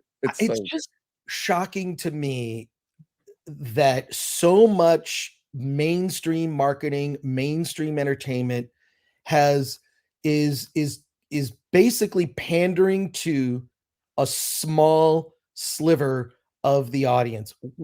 Who is making these choices? Where are the numbers that they can prove? And what's dumb thing with statistics, they can be perverted and manipulated, any statistic, to make it look like you won. Hollywood does it all the time when they announce box office. This is a win. Somehow they thread the needle to tell you it's a win, but someone in those departments is somehow making it look like this demographic is huge and it's only growing. You know what? I disagree. I think that it's a much smaller, just like certain audiences are much smaller. But if you go into Target now, they have mannequins that have pretty much that girl's body from the Dove ad. It's pretty God, I hope we get back to hotness soon. Again, I stand with attractive women. Aubrey Plaza, future Mrs. Meat, she's hot, dude. She's great. No doubt. She's funny. She's actually funny. And honestly, I don't have a problem actually with the mannequins because clothing is an issue, right? Like it, but like, so that really doesn't bug me that much. It's fine. But it's, man, is it being pushed or is the market really there? That is the question that I'd love to see someone answer. Like, what does the data show? Okay, what is the data when you look at like who are the consumers that are buying these things? And I really think it's a small percentage on the far end of the left that is pushing a lot of this stuff, and it just is not broadly appealing. And it's like when it's noticed, people reject it, right? But you can have multiple, as a brand like as big as Miller Lite or Bud, like multiple campaigns going at different times, right? That are for vastly different slivers of a demographic. So, and weird. It's weird that, but it shows like how somebody brought up earlier in the super chats that like Dove is just, it's owned by a bigger company that makes ice cream and probably cars and widgets and nuclear bombs. Right. All I fucking know. And that's the biggest problem is the people are so out of touch. And so, it's just a division of it. It's a subsidiary of a subsidiary of a subsidiary. Mm-hmm. And a lot of that is called, wrongly so, by the way, capitalism, which it really isn't. I mean, there's the free market, but my idea of capitalism is that mom and pop shit that you should always support, not these giant conglomerate corporations that are turning into a corporate oligarchy. That's what it is. It is not. It is distorted. That's why Ryan brought it up on FNT, why Twitter might be different, because it's solely owned by Elon now. It's not beholden to stockholders. I've never been a stock guy, never will be. I'm a tangible guy. So I like if I'm going to own and invest, it's going to be stuff, things I can hold, not some idea or not some company in the hands of fucking Bob Iger or some fucking retard. And yeah, I'm not going to put my future into that because I just don't believe it. I've never liked it. But yeah, like what MaxSource says here, 550 Canadian pesos. Gary, don't overlook Epic Games, maker of Unreal Engine, are involved in the Dove advert. Epic Games, that is 40% owned by Chinese company Tencent. Tencent has their tentacles, in a lot of stuff. And then there's BlackRock, and then there's Vanguard and the other company, which I'm forgetting the name of, that's largely LGBTQ plus, that have been moving all the advertising. That's why, like, isn't it weird in a free market? I'm putting that in quotes, Chris, that a lot of the companies have the exact same ideas, the exact same approach. Yeah. You know, we have one controlled opposition that I'll call Fox News.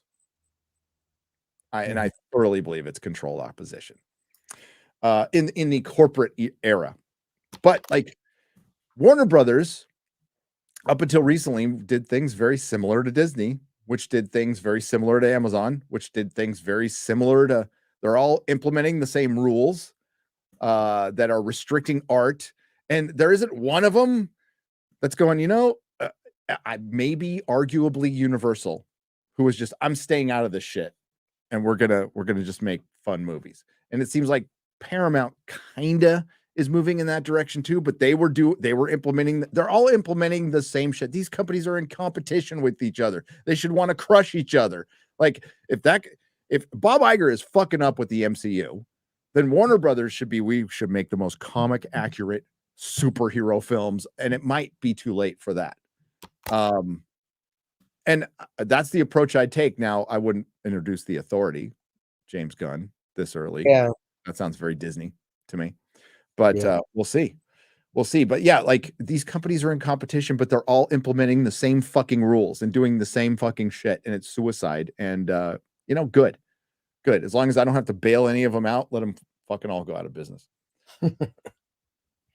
Oh my God, Gary, we both, this is not a bad thing. I think we both talk too much. We were going to look at like 3 trailers today. Do you think we'll have time? We'll have time. Let's do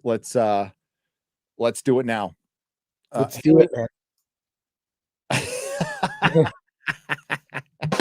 The super chat says Bruce Decker for 2 British pounds. Haley Atwell almost turned Chris Evans straight. I actually think Chris Evans is straight. I know someone who dated him, so maybe he's just private. Yeah, I actually really respect that. Like keeping your private life private, who you're dating. Look, I don't feel sorry for Chris Evans or Henry Cavill, but it can't be easy to date when you're famous and super hot. And I'm not jealous of them. I'm not a hot phobe, but there are challenges, right? Like Henry Cavill got in trouble for mentioning just a truth, which is he misses the pursuit of pursuing a woman in a dating situation. Like that was so ridiculous that he was attacked for that. Like it was some Me Too faux pas. I mean, look, everyone has to agree at this point. The Me Too thing went too far. No one trusts it anymore. And that's why someone like Jonathan Majors, and rightly so, are not jumping to conclusions as to his guilt or innocence right away. And that is a good thing, that people aren't saying instantly, well, he's obviously guilty. I mean, look at Aziz Ansari goes on a bad date and gets he did a whole comedy special. Hey, there's another guy here, right here. Uh-oh. Johnny Depp. We're getting the trailers right below, but let's real quick. There was an article. There's a great article in Hollywood Reporter. Johnny Depp fucking slammed Hollywood today. Oh, wow. Fucking just absolutely. There's a quote. There's a couple of quotes that I'll read to you from this article. So here's the first one. The majority, he was asked, they changed the headline, by the way. The original headline says Johnny Depp shows up 45 minutes late to his press conference. So he got a 7-minute standing ovation at Cannes, at the Cannes Film Festival yesterday. Wow. 7 minutes. So then he does a presser afterwards, and he was there, and he's trying. I think he was just mulling over like, this is going to be fucking crazy. I just want to talk about the movie, but there's going to be talks about him. So, Here's a quote when asked about, the controversy. The majority of you who have been reading for the last 5 or 6 years with regards to me and my life, the majority of what you've read is fantastical, horrifically written fiction. He follows it up. I got to find the article now. Hang on. I will get the article with an even better quote.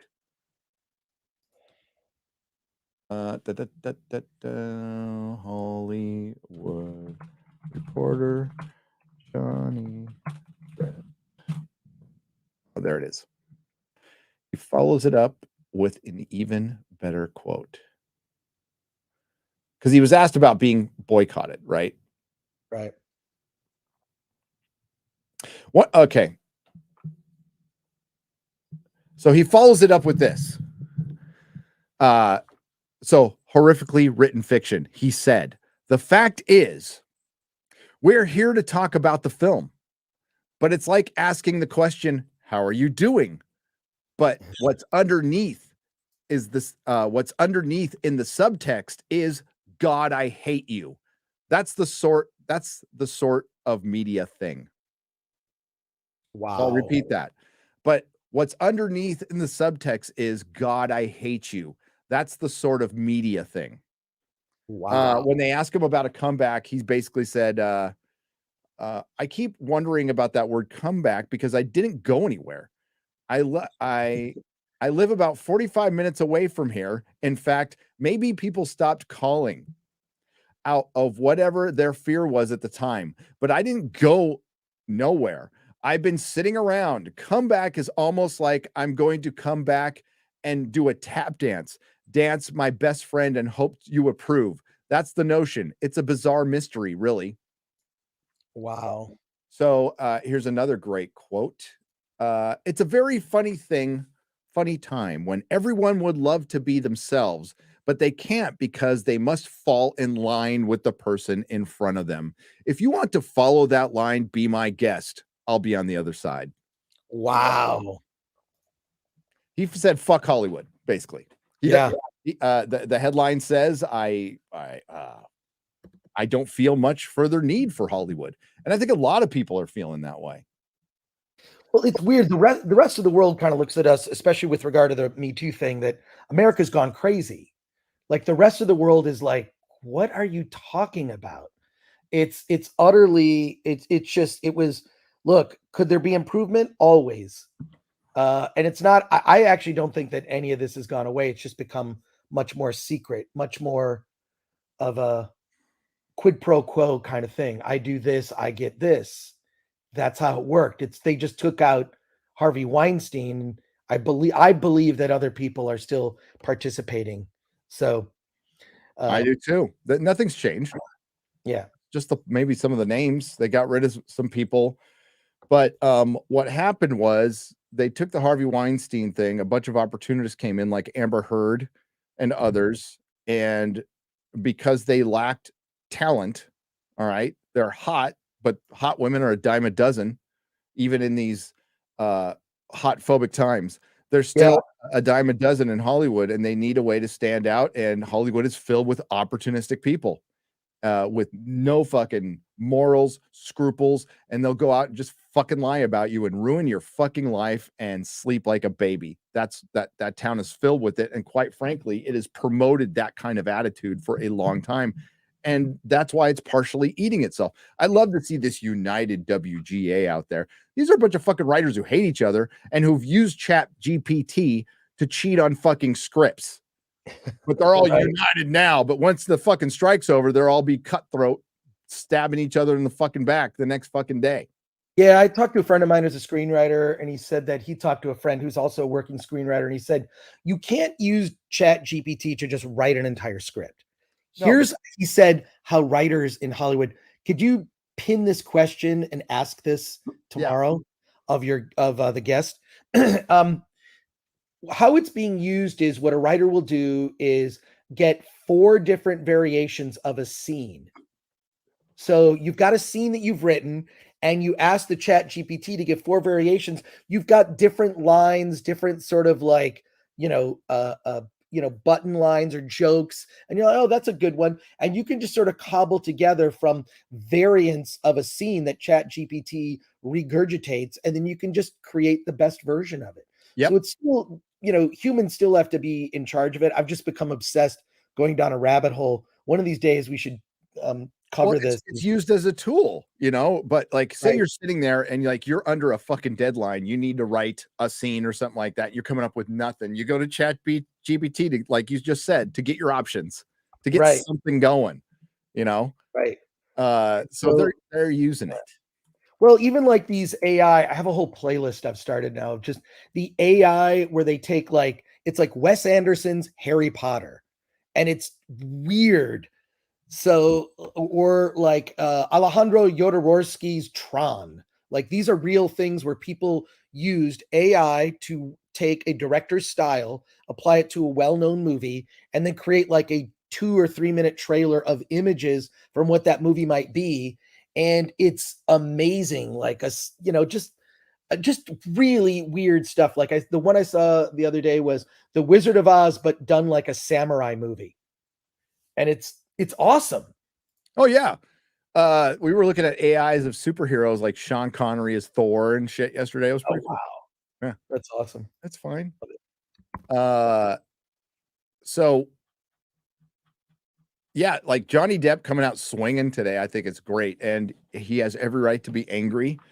And somebody brought up, rightly so, on Twitter, like he's got the fuck you money to do this, and yeah, because he's earned it. He's earned it. The problem is there's a bunch of actors and creators who have fuck you money in Hollywood who still suck the D.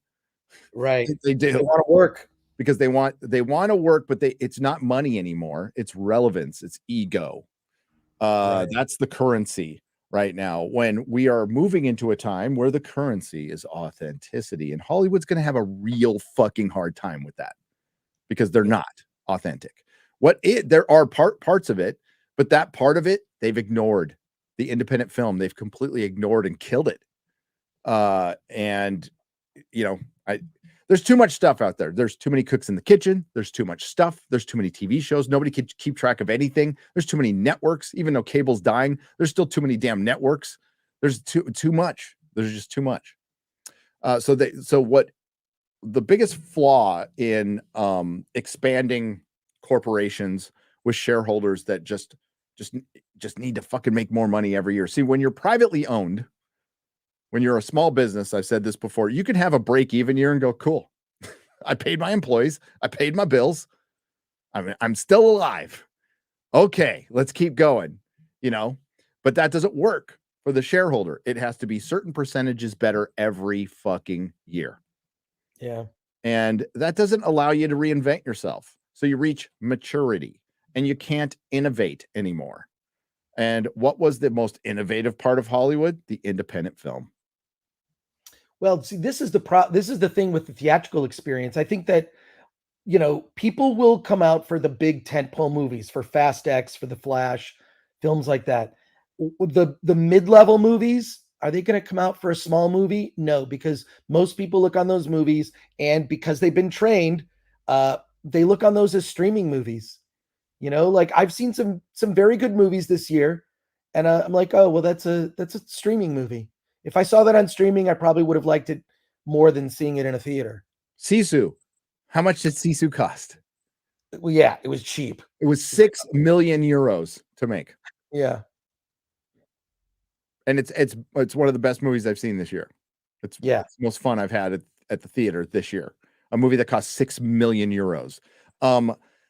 Ooh, I'll say it. That's about maybe 4 or 5 episodes of Picard that Patrick Stewart got paid for. Yeah. I'm serious. He got paid a lot of money. So yeah, and that was the first season. That was just the first season. They're not hot phobic.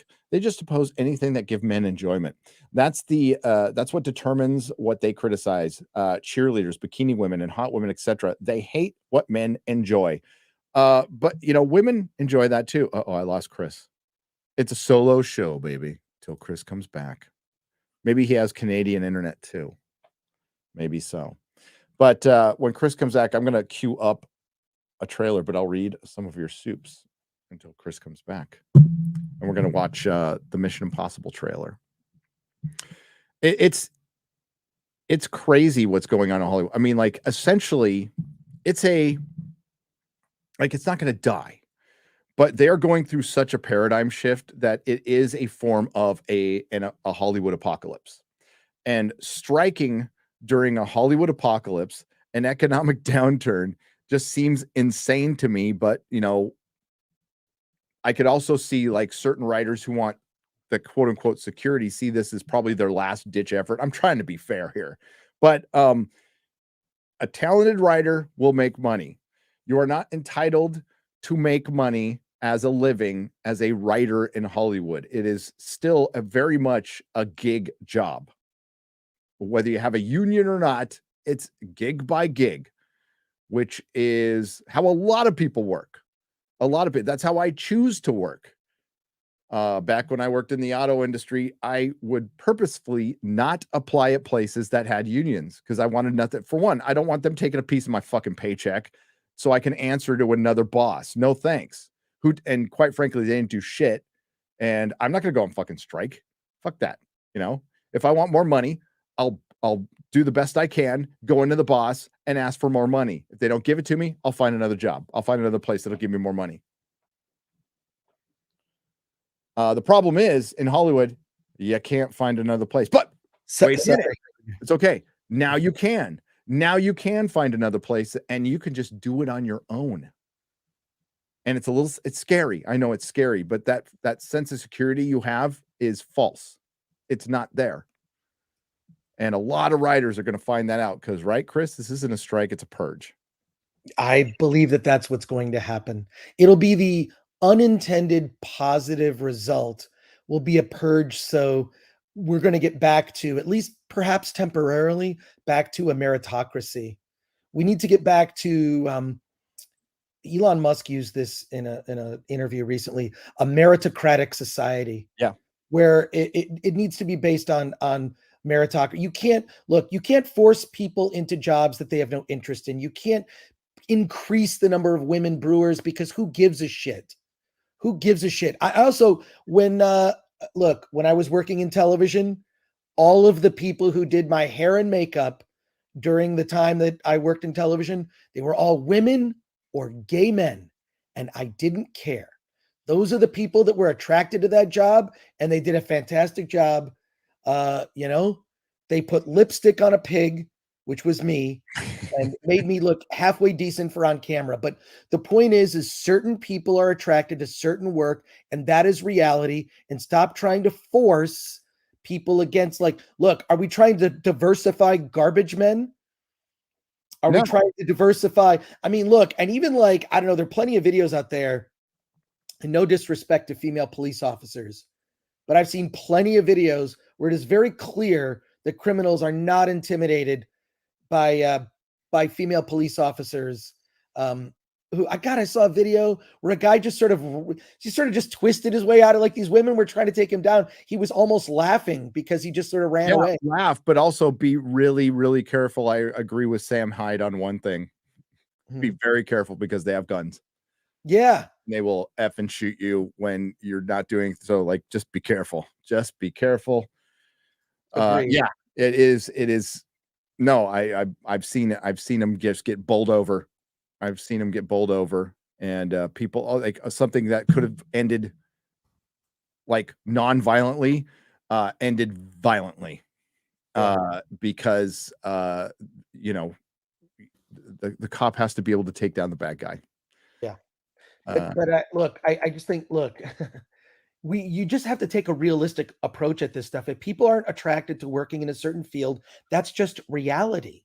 It's the reality of, that's the problem, Chris, is Hollywood has taken part and it's ebbed, it's creeped in, but they've gone from, we're going to entertain you, we're going to show you an alternate reality, to where now we're going to give you what you need and we're going to reshape reality. We're going to start telling you 2 + 2 = 5. The mainstream media, big tech, and Hollywood have been working hand in fucking hand to do this. And now that when you go 2 + 2 doesn't equal 5, bigot, You are a bigot. You're supporting white supremacy. That's, I mean, in the most basic way, that's what's happening. And that's what people are rebelling against, because like, fuck no, we're about truth.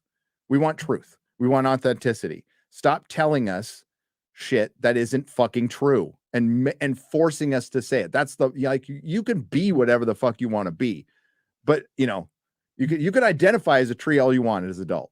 I'm not going to get, but if you start forcing me to call you a tree, you're full of shit. I'm not going to do it. Don't tell me what to do. I think that's what most people are about. And Hollywood has really done its best to reinforce this, which has been reinforcing the division in our country, because people are like, wait a minute. This is bullshit. This is fucking bullshit. And they're like, no, it's not. And it's like, what? You know, and it's reduced to a childish argument, but you're going, wait a minute. Like, I'm not going crazy. I see them actually destroying the male hero in Hollywood. And it's not just one movie. It's every movie now, every major franchise. There's got to be something to this. And it turns out there is. Yeah. Turns out there is. Remember how much pushback there was to this a few years ago, just a few years ago. And now there's not as much because more people are recognizing it. You know, your friend who saw The Little Mermaid, did they take away, didn't they say they're going to make, and I've never seen the movie, I don't care, but Ariel likes a guy in it. Right. Yeah. Did they greatly reduce the heteronormative relationship between the fish and the dude? Who knows? What's weird is in the movie is that you know, the guy is a white guy, but his mom is black. The love interest. Oh, that's like Queen Cleopatra. So she has a white baby. It's just never addressed. And so like it reminded me of, did you ever see, you probably didn't see, Gary, so the Beauty and the Beast horrible live action version? No, I've never seen that version. It was another thing of just like, show. I watched the TV show, the series. It's so bad. It's so bad. And it just takes you out of it. It's like, oh, this is a modern remake where nobody cares. Nothing makes sense. Oh, by the way, I want to, God, I was trying to talk. I thought Emma Watson was supposed to have this huge career outside of Harry Potter. And then no one cares. And then it didn't happen. She did that movie, The Circle, which was a fine thriller, but it was just okay. When you guys were talking about Derek Jacobi, is it Jacobi or Jacoby? It's I never knew. I used to always say Jacoby, but according to the New Zealander and the Brit, it's Jacoby. So Jacoby. All right, whatever. I love that actor. He did a TV series. I got the Blu-ray of it. Do you remember I, Claudius? Yeah. Oh, yeah. Dude, that show, it had nudity. It was graphic. There were like orgies. It was violent. Patrick Stewart's in it. Yep. And he's like horrible. It's very Machiavellian. It's like, how did this guy that everyone thought was an idiot, like just like survive and outlast everyone? John Hurt is fantastic as Caligula. It's anyways, I, Claudius, I eventually got the Blu-ray. I used to have like a box set of VHS tapes of that, but that series is phenomenal. So I was trying to get you guys' attention to just give that. It's got boobs.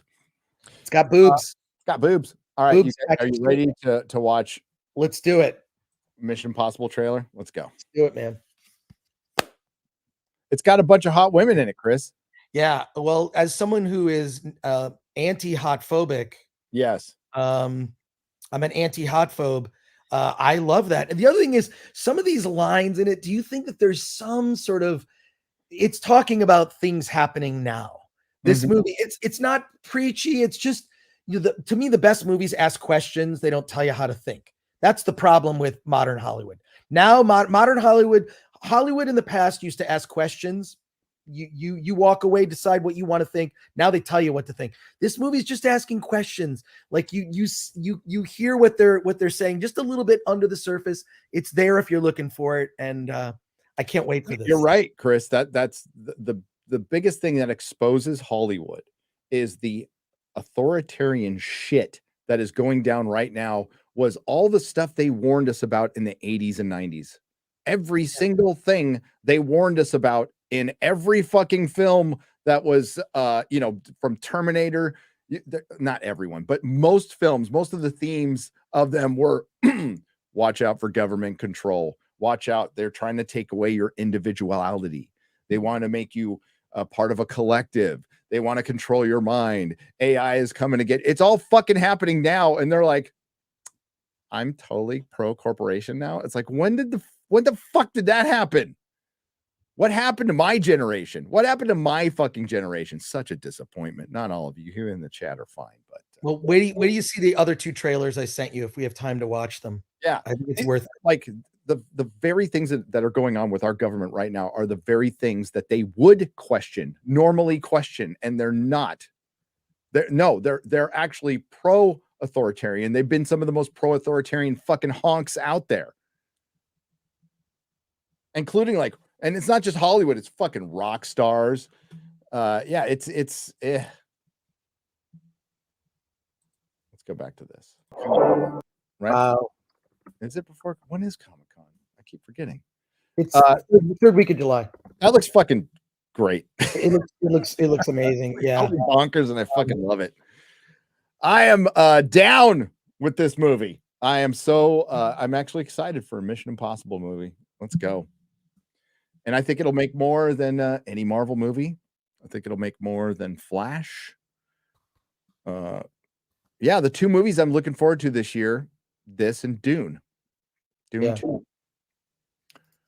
Yeah, we'll see. Dune 2, a lot is going to happen in that. I like that what Denis Villeneuve said. It's like, it's not a sequel. It's just part 2 of the story. The rest of the story. Well, that's the rest of the movie. My biggest complaint about the movie, I kind of softened on it since I watched it a second time, was how it ended. Just the ending was just like, I didn't like the place that they ended it. It should have been maybe 10 minutes longer.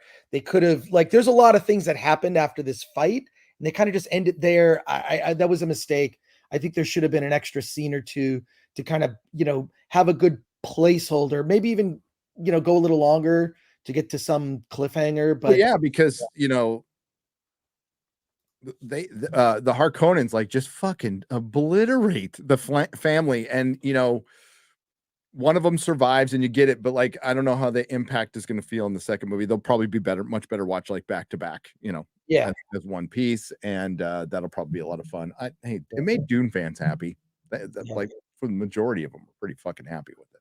Well, I'm going to read some soups before you got to get out of here, dude. Well, I'm already making my lunch, but there's another trailer, Gary, I sent you with, you did. There's 2, but like, there's the one, it just came out this morning. Which one? The first or second one? The first one I sent. What's it called? I forget the name of the movie now. It's called The Creator. The Creator. Yeah, you might want to check that out. Let's check it out right now. Yeah, it's a terrible thumbnail. You're never going to click on it. The Creator comes out in the late September. All right, let's check out The Creator, and then we'll get you on your way. Yeah, man. I'm going to stay for a little while though. Okay, cool. Right. Hang on. Full screen that bitch. What's heaven? It's a peaceful place in the sky. Are you going to heaven? Oh, music. Yeah. No. All right, we re-upload this anyway. Why not? You gotta be a good person to go to heaven.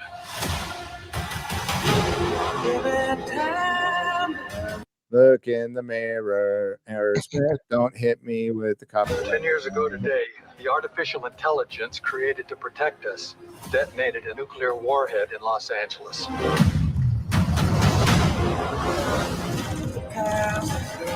as long as AI is a threat, we will never stop hunting them. This is a fight for our very existence. Whatever's in there, they're sure worried about someone getting in. Yeah, we're getting out.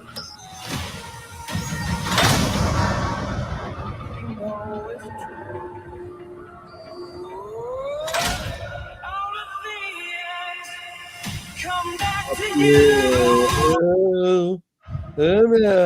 Dreamland. We can't go to heaven because you're not good. And I'm not a person. Wow. Did you locate the weapon? Yeah, it's a kid.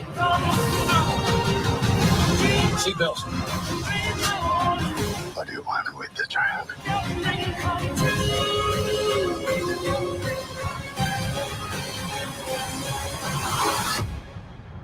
We are this close to winning the war. Execute her, or we go extinct.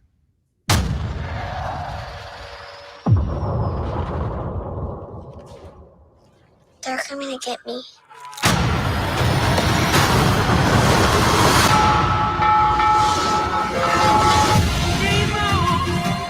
Remo. Wow.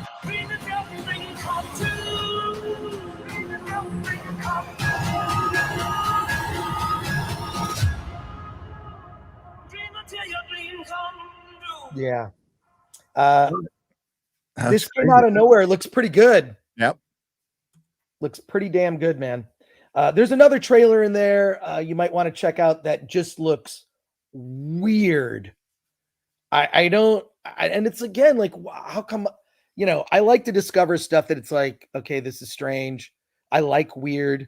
I mean, I grew up watching like David Lynch movies and John Waters movies and weird trauma movies and sci-fi and fantasy stuff. So that creator thing, I mean, it looks really expensive. John David Washington, he's okay. He can be mixed. I mean, I say you just make the same movie with Denzel. He's not that old. Wasn't that his son? Yeah, it is his son. I'm just saying, Yeah. like, just put Denzel in, They should have he cast can him as play Black that. Panther. They should have cast him as Black Panther. They just should have recast Black Panther or had someone else become the Black Panther. That is my least favorite, probably next to Eternals Marvel movie.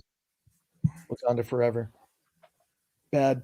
Hey, I got to run, Gary, unfortunately, but dude, always love hanging out with you. It was a good show. I'm gonna hang out, read some soups for a little while. You go get ready for court. Yes, I got to get ready for court. And check out that other trailer if you have time, or maybe like off the stream. And thank you not only just for hanging out today, Miss X-Ray Girl, shout out to her, but man, your real BBC yesterday was such a great show. Cheers. Really enjoyed it. It's fantastic. So, and hail to the chat. Hail to the chat. One last thing. So come, at 1 p.m. So like in an hour, come check out Critics Court, Star Wars on Trial, and don't be a hot phobe. Don't be a hot phobe. Don't be a hot phobe. All right. Take care, my man. Later, Chris. Bye. Bye. So long, gay boys. Chris Gore, ladies and gentlemen. Chris Gore. All right. Let's start with, I'm going to get these over here so I can read them. Again, no X-Ray Girl. Forgive Matt. No, it's Enoch Maman for $20 on the Streamlabs side said, if Miss Marvel is a popular and beloved character, despite the fact that her comic was canceled no less than 4 times, her video game bankrupt Square Enix, and no one watched her show, I must be the owner of a harem of redheads despite being single and a virgin. There you go. You're not a virgin, Enoch Maman. Stop it. Enoch Maman for $10. Karen Gillan recently said she wants to play Poison Ivy for a James Gunn DC, and you say yes. I'm sure you've noticed that I bring that up, and I want her to play Poison Ivy every other day on your channel. Tom King is in the writer's room. Don't want it anymore. Well, Tom King can, the fact that he's in the writer's room for DC is not a good sign. Not a good sign. Viper 6 for $6. Hey guys, long time fan, first time super. Excellent. Message for X-Ray Girl. Sent you a message on IG. Nothing creepy. Please check. Love the content. Thanks. Cheers. Matthew Hammond for $20 says Anheuser-Busch is responsible for collapse of good marketing after InBev, who acquired them in 2007, moved management and marketing from St. Louis to New York City, decimating Midwest marketing ad firms and consolidating ad creation in New York, who are out of touch with reality and soon to be moving from New York. You're going to see a lot of companies moving out of these big cities. They don't need the space anymore. It's way overpriced and you're in a zombie apocalypse. Why would you fucking want to work there? The current crop of marketer it's stupid. The current crop of marketers are uncomfortable with chubby, ugly, and non-sexual normative because they are not as threatening. Yeah, but it's like, you know what? Once in a while is fine. Nobody wants to shame anybody, but it's, they're trying to disrupt everything because that's what's behind it. There's very few investors controlling all of us, controlling all of our information, controlling our fucking elections, and trying to control how we think now because they think they know better because they're rich. I'm here to tell you there's a lot of dumb motherfucking rich people. And there's a lot of rich people who are up their own fucking ass. There's some very smart ones too. But they're still people. But because they control the banks, because they control so much, that's just not enough for them. That's just not enough for them. Bill Gates has fuck off money. He could just golf and fucking buy his own fucking yacht and just fuck off the rest of his life. But no, he's out doing his philanthropy. Why? Why?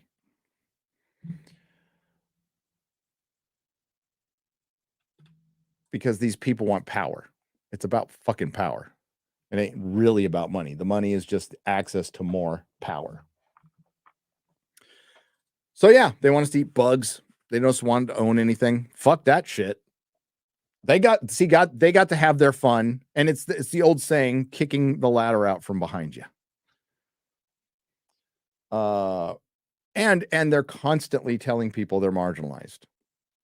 Like constantly telling entire groups of people on a regular basis every day on mainstream television and every scripted fucking show and every scripted news show that you see that are all scripted, selling you the official version of events. It's telling large groups of people you're marginalized. You have no chance in this society. People are keeping you down. You know who's keeping you down? The people saying that, and yourself. Gary, what do you think of creator not using professional armies in media, as in 50% ratio of men and women? Oh, I didn't notice that. Was that part of the trailer?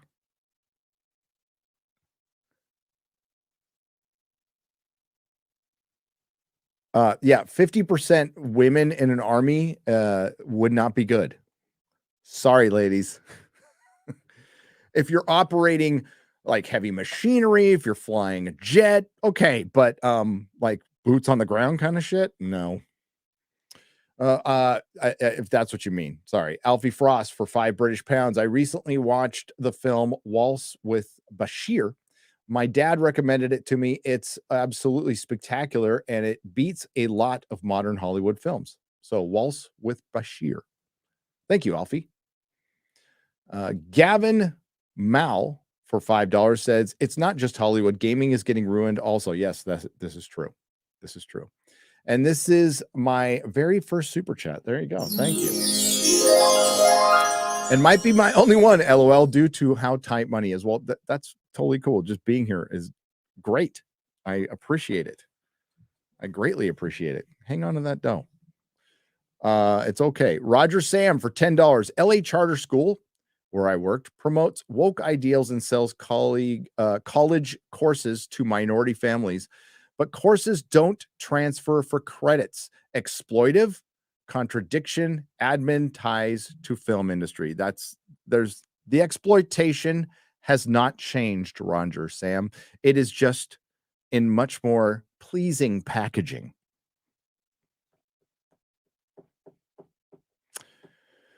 Omar For $10 says how California destroyed its middle class, a cautionary tale. The video is a good listen on YouTube. I'm relatively new to your channel. Absolutely love it. Hail to the fellowship. Oh, cheers. Thank you. Thank you. I will watch that. Yeah, Dave Chappelle came out recently and called out California, or called out San Francisco in particular, as it's been a couple years since I made a California video. And if I do again, it'll probably be on Nerdrotic Daily. But yeah, San Francisco's in a thing called a doom loop. It's a doom loop. Quite frankly, I've never heard of a doom loop until I heard San Francisco was in it. So I looked it up. And essentially, it's the values of the politicians and the behavior of the people aren't matching up. And you have situations where businesses can no longer do business thanks to the laws put in place by the people. These businesses, the people who work there and the people who live in that area, put in office, and they refuse, absolutely refuse on a fundamentally religious level to look in the mirror and go, maybe it was us causing this problem. Now we have fentanyl zombies running around that city, and it used to be in like one little area called the Tenderloin, but it's now spread across the entire city. I saw this coming 3 years ago. And we said, we're fucking out of here. Goodbye. My house value is going to go like fall through the roof. It hasn't done it yet, but I think that's artificially propped up. But quite frankly, this place, people never thought it could happen in San Francisco. They never thought it could turn into Detroit, but it's in a doom loop now. Businesses are fleeing. Downtown is emptying of business. It's going to be hard to fucking buy. It's already hard to buy something there. You have to get in you have to think about the safety of your employees. It's just not worth it. It's not worth it. Hey, Gary, Jordan Peterson spoke with an AI expert who had ChatGPT to remote viewing and said results were insane. Check it out. Really trippy. I will. Tolkien Brown for $19.99. That sounds cool. Al Bundy, pretty women make us beer. Make us buy beer. Ugly women make us drink beer. Mr. Aitken for 5 British pounds. Thank you. Roy King, 27.40 for 15 shekels. What's up, man? Nerdrotic, do you ever try playing Mass Effect Trilogy? I have not. It's the sci-fi game that inspired The Expanse. Oddly, yes, it is. Oddly, it is a better ending and overall quality. Yeah, the book ending was okay. The show ending was shit, which is very disappointing. Poopa Chalupa for $10. They are, I read this one already. Peebo the Hulu for $5 Australian dollars. Hey, Nerdrotic. So Johnny Depp and Henry Cavill for Warhammer 40K. Can see Depp rocking an Inquisitor's coat. How do we make it so? Yeah. I think Johnny Depp is absolutely fine living in France. And just what a fucking horrible thing he went through. What is a woman deserves all the Oscars, says Matt McClure for $2. It might for docs. But that was last year. This year, I think it's Attack of the Doc, personally. Holmes Good for $5. Chris, let's try and shame the mental illness masquerading as civil rights first. That's a good point. Mass Effect equals me, says Roy King 2740. Horny Alf. What is this? Venestrophobia is the fear of attractive women. Okay. Venestrophobia. I get it. Venus. I got it now. Gents, the Dark Universe from the Universal may still be in the works. The Epic Uni Park in Orlando has Dark Universe era Cruise's Mummy with a 2B intro. Well, that's probably because it's just held over. I mean, in Universal, they still have a Marvel park, Joseph Benowitz for $4.99, which is fantastic. I highly recommend people go. It's like Marvel of old. It's real Marvel. Nerdrotic, did you ever try playing the ME trilogy? Mass Effect. Okay, you've asked that. I read that one. Bye-bye, woke Campia show. Laters, says Matt McClure for $2. Yeah, he went behind a paywall.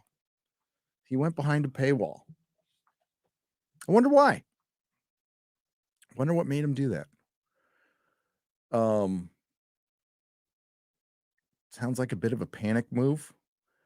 There's always changes on YouTube. You always have to be aware. If you're a content creator, I want to bore you with some inside baseball. There's always changes that you have no fucking control of. And these changes will do some wacky things. And if you're on here long enough, you learn to kind of read the algorithm as best you can and understand that sometimes they're bot purges. Sometimes they put a hammer down, like during the election. Sometimes when they change to shorts, it fucks with the algorithm for a couple of months. You just kind of like ride these things out. You don't make any knee-jerk decisions. This is a marathon, not a sprint. And you wait. You wait. Things usually get better. They usually do if you're a content creator. And I think daily live streams, I mean, it's, it works for some people. I think it really did work for him. But you can balance them with edited videos. That still drives YouTube. That is still what drives YouTube. That's what will drive YouTube. It's not going to be fucking shorts. It's not going to be podcasts. It's not going to be live streams. Those things will all be part of it. And I love it. I love live streams. Fuck shorts. Shorts are crap. Shorts are garbage. I can't wait till they go away. But I'll never do one. If somebody wants to do it, that's fine. But unsolicited advice, what can't be his mistake was and is he spams videos out all at once, like the clips. That will fuck your channel up. You have to spread it out. You have to spread it out for, I think you get, you'll have to ask Jeremy and Ryan how many notifications you get a day, because I've never tested the theory, but I think it's 3. So if you put out 6 videos and you put them out within an hour, that's going to fuck with the algorithm. So yeah, here I am trying to help John out. Is he going to listen to me? Probably not. Probably not. Oh, well. And you probably should have kept Robert Meyer Burnett around. Just saying. You don't want to have a show and get rid of the brain of the show. Just saying. Diego Salazar for 900 Argentinian pesos. I'm studying video game programming and design. My class started with 23 guys and 8 girls. 1 year later, there were 15 dudes and 3 girls. Nobody was harassing them. They are just not that interested in programming, in the programming aspect. Yes, my son's involved in that, and he says the exact same thing. There are some girls. It's like, yeah, it's 1 out of 10. That's where Silicon Valley started going downhill. One of the greatest shows ever made still. But they had the girl programmer, and it's like, Stubble McShave for 20 Swedish krona. Al Bundy's philosophy on beer is spot on. Check it. Yes, and we just read it. High Frequency Productions for $4.99. Lots of body positivity models.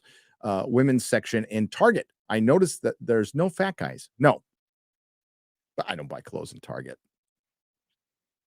I prefer Walmart because we didn't have it in San Francisco. I think in the Bay Area, you had to go to Oakland to go to Walmart. There was no Walmarts on the peninsula, unless you go down to maybe San Jose. Correct me if I'm wrong. I never hung out in San Jose very much, but there was no Walmarts. So there's Targets everywhere. I preferred Walmart. I thought their toy section was better. Henry back to play for $4.99. The Fellowship. Hell yeah. Brother Rudlock for $5. Buy my soap at Ancient Suds. I like pretty and ugly people. That's good. That's good. I like ugly people too. I do. I'm just not against pretty people. I am for all people, but I stand with attractive women. I am not hot phobic. Haley Atwell almost, I read that one. I'll read it again. Haley Atwell almost turned Chris Evans straight, says Bruce Decker. Verdun Herrera for $10.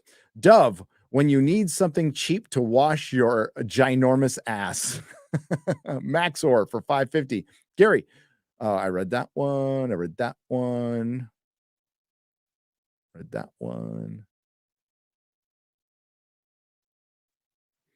Lady Greymaster for $20. You're not supposed to be super chatting, Lady Greymaster. This is so incredibly sinister. Rather than giving women an ideal to aspire to, they're promoting a dangerous, harmful, deadly lifestyle that tells women and girls that beauty and, more importantly, a healthy body are evil, awful. Yeah, it's more about like a healthy body. I think Eric July has talked about this when he's talked about going to the gym, and I've talked about it. It's one of the main aspects that keeps me sober. There's a lot there's mental reasons and there's physical reasons why going to the gym and doing something regularly is really good. It fights depression. It gives you purpose, and like I could have a gym at home. It would probably make more sense for me to have a gym at home. I'm an adult now. I could save up. I could get my own weight set and just set it up in a spare room or a garage. And it would probably, but I don't want to do that. I like the ritual of going to the gym and working out at the gym, being around people. But it's a ritual I've done for years and years and years. And like, dude, I'm not a bodybuilder. I'm not going to be a bodybuilder. That's not what it's for. It's for a good heart and mind. That's it. So yeah, it's terrible that they are not promoting that, especially after COVID. Having gyms open would have actually saved lives. But instead, they had McDonald's open and Burger King open because they don't want to save lives. They don't give a fuck. They want control. Pete for $10. I put some weight on after the army, and of course I'm fat phobic. I'm afraid of fat people. I'm afraid of being fat because it will kill me. So I work out because I'm trying to fix it. That's it. That's it. I grew up watching He-Man, and I am 45-year-old father of 2 kids with a dad bod. But I don't feel underrepresented in comics, movies, video games, TV, and everywhere else in entertainment, says Ryan Benoit Benoit for $10. Thank you, Ryan. Sorry, I keep mispronouncing your name. But yeah, nothing wrong with dad bod. Again, you don't have to, we're not all cut. We're not all going to be cut. But just, go for a walk every day. Go for a little run, ride your bike. Go, a good hour in the gym every day. Just an hour. Just an hour. Lord J for $9.99. You don't see men crying about the fact that dudes on video games are mostly depicted as Greek gods. True. Also, the Dove ad should be an exhibit in the book, How to Lie with Statistics. 74% my hairy ass. My hairy ass, you spell it that way. Yeah, it's like there's no data to back that up. 74% of women feel represented. You just pulled that number out of your big flabby butt. That is some bullshit. Frank is wrong. It's just relaxed muscle, very relaxed muscle, says Andrew Matthews for $5. Inakbama, not applicable. Those people are ugly on the inside. They can't be fixed. You're right. That's applicable. That is actually applicable. Two's nose. The left are Antichrist, are Actarctivist. Okay. I was like, is that Antichrist? No, my brain did not process that word very well. I apologize. Daniel Krenzel, Sergeant Dan for $5. Hello, Sergeant Dan. Old shows, binge, new shows weekly. Yeah. I totally agree. I binge shit all the time. I binge the shit out of Clarkson's Farm. By the way, if you have not seen Clarkson's Farm, you're top. Okay. I normally talk about pop culture, but I do have an affinity for certain reality programming. I do. Certain reality programming, including Top Gear, which is one of the greatest shows ever produced with Jeremy Clarkson, James May, and Richard Hammond. Okay. And every couple of months, I rewatch old Top Gear. I rewatch Grand Tour. I've been kind of holding off watching Clarkson's Farm because I wanted to watch it with Az and Mahler, but our schedules could never, because we hang out. We're like dorks. So we get on Discord and we hang out. We watch movies and TV shows. We should record that sometime maybe. But yeah, I couldn't wait anymore. So I just like burned through Clarkson's Farm. It is fucking brilliant on so many levels. For one, it's funny. Shows you the beauty of the English countryside, which is fucking gorgeous. And it shows you the ugliness of bureaucracy and like how fucked up it is there. And how grateful I am to be an American. California's head that way. California is heading very Euro UK as far as like over bureaucracy and regulations. Not quite like that yet here in good old Texas. So I'm happy about that. But watch Clarkson's Farm. It's fantastic. If you haven't seen it, I cannot recommend it enough. Fantastic show. I can't read what's the rest of this? Hang on, let's see if I can open a new link and see what the rest of your channel name is. This never happened to the other fella. Oh yeah, all dudes say that. And you are part of the Alphabet Mafia. Now, what's the Alphabet Mafia? Not the Hollywood Alphabet Mafia. No, the Alphabet Mafia that doesn't put in a profile picture and just lets the letter T be in their profile. I back you. Okay, I back you because I think Ryan Cannell is a giant hypocrite because what does he have behind him? Behind his fake hands behind his guns? 2 letters. 2 fucking letters.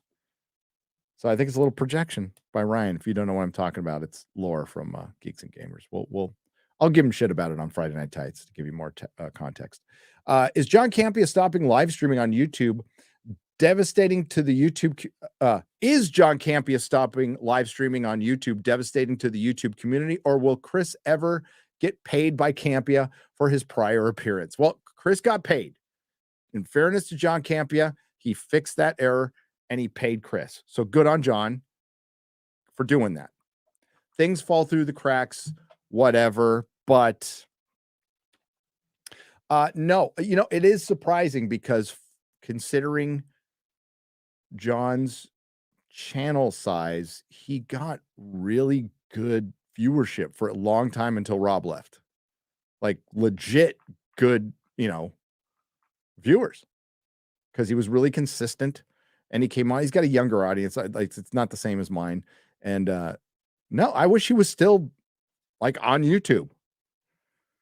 I think you need to hear bad takes once in a while. I think that I'm all for free speech, all forms of it, the good, the bad, and the ugly. And I think it should be here and not behind a paywall. I don't think the bad takes should be behind a paywall. I think he should put his bad takes on his main channel. That's what I think. I support John Campea and his bad takes. I do. He hunted. Where that originally comes from, by the way, is the I hunted. You know what he was talking about? You might not remember. It's been a few months. He was talking about bad reviews of the Rings of Power. I hunted, Rob.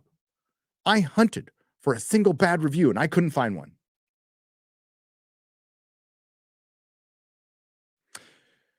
That didn't age well. That did not age well. Sean McClure. Should we expect a shill media headline of The Little Mermaid soars to 19 million opening over 3 days? Yes, absolutely. mRNAs in the food supply soon. Read up on it. Not applicable for $2. I think they're already in the food supply. That's I don't know shit. Been kicked out of 3 high schools. I'm freaking retarded, and I think they're already in the food supply. But no, the government would never, ever do that to us. Nobody would lie. Listen, guys. Listen. Big tech would never lie to us. Daddy Google would never lie to us. Disney would never lie to us. The government would never lie to us. They're always telling the truth. We don't want to spread conspiracy theories. We wouldn't want people to think for themselves. The inhuman gene was latent. The rest are recessive, says Brightest Day. Latino says, go see RRR. My God, you're trying to peer pressure me now. No, I know. I don't need to go. I mean, if I'm going see it means walking about 40 feet that way, this direction to my. I'm sorry to flex. I'm just proud of this. And I'm not trying to make anybody feel bad, but my wife built me a home theater. And the fact that my wife did that after 20 years of marriage is fucking cool. It's fucking cool. Like, she knows me. So, and I've never had one. All right. Listen, I come from humble beginnings. I lived under a bush in front of fucking Long John Silver's. For the longest time, I had little black and white TV on a milk crate. Like, that was most of my life. And I was perfectly happy. Perfectly fucking happy. You know that all guys need is a TV on a milk crate and a surround system and a lawn chair? That was fucking me for a long time. That was me. I was perfectly happy. My books weren't even on bookshelves. They were just stacked up. My mattress was on long comic book boxes. That was my mattress frame. I just set up a bunch of long comic book boxes and put my mattress on top of it and slept on my comics. Perfectly happy. All the rest is gravy. Chef Nick Nero for $9.99. Plato's allegory of the cave. We are regressing into the cave now with online world, and we lose sight of what's outside of the cave. Deep and true. Did you see Schwarzenegger said that he knew Gynesis and Dark Fate were going to be bad, yet he also knew that cheating on a maid would be bad.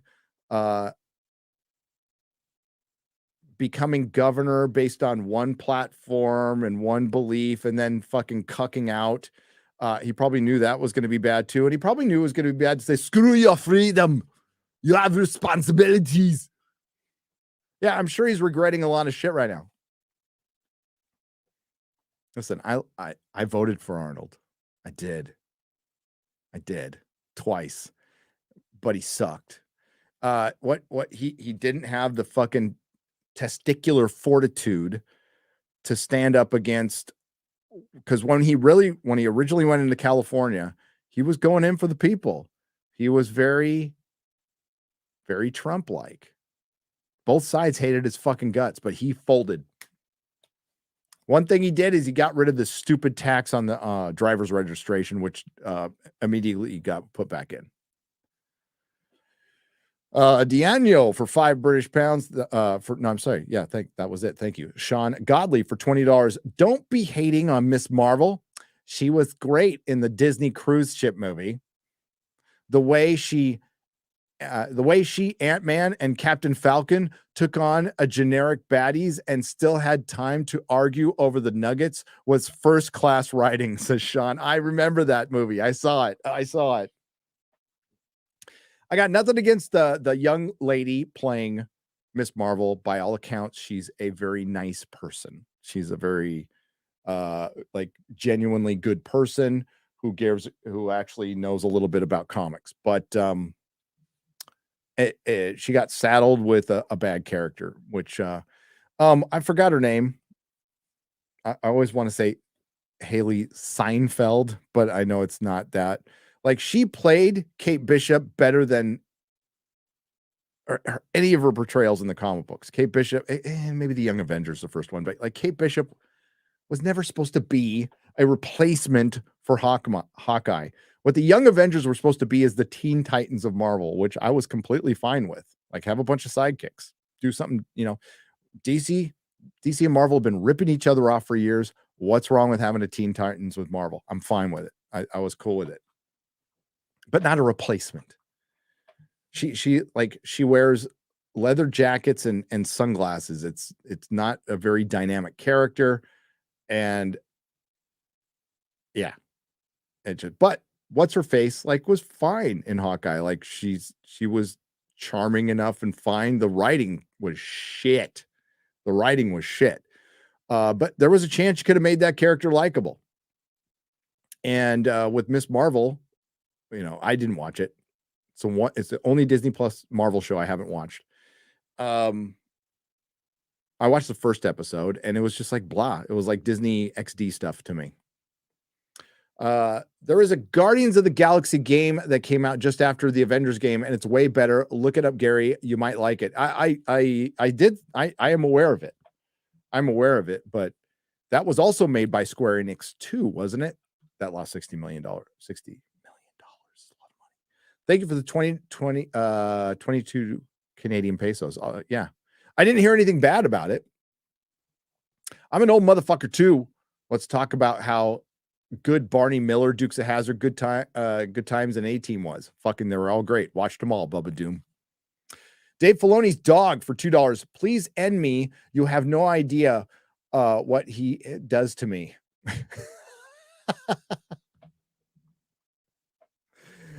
Damn. Please. What about The Greatest American Hero? Says Stephen Jordan. That's a great show too.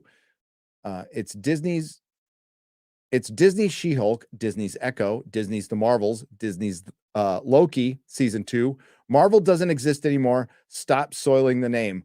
Nikolai Volkov for $4.99. I think what you're trying to say there, I don't want to thank you for the super chat, but I think what you're trying to say is don't dead name Marvel. Stop dead naming Marvel. Stop dead naming Star Wars. Iron Maiden. I was listening to you at the gym. Seventh son of the seventh son. For 10 British pounds. Frank Gore, Gary. Hail, could I please get a shout out of a family member's grand motorcycle road trip on GFM? Any support or sharing of the page is greatly appreciated. Thank you. So they want to go on, like, yeah, sure. Do they want to go on a road trip? Like, I'm not really understanding. Can I please get a shout out of a family member's grand motorcycle road trip on GFM? I mean, yeah, email me.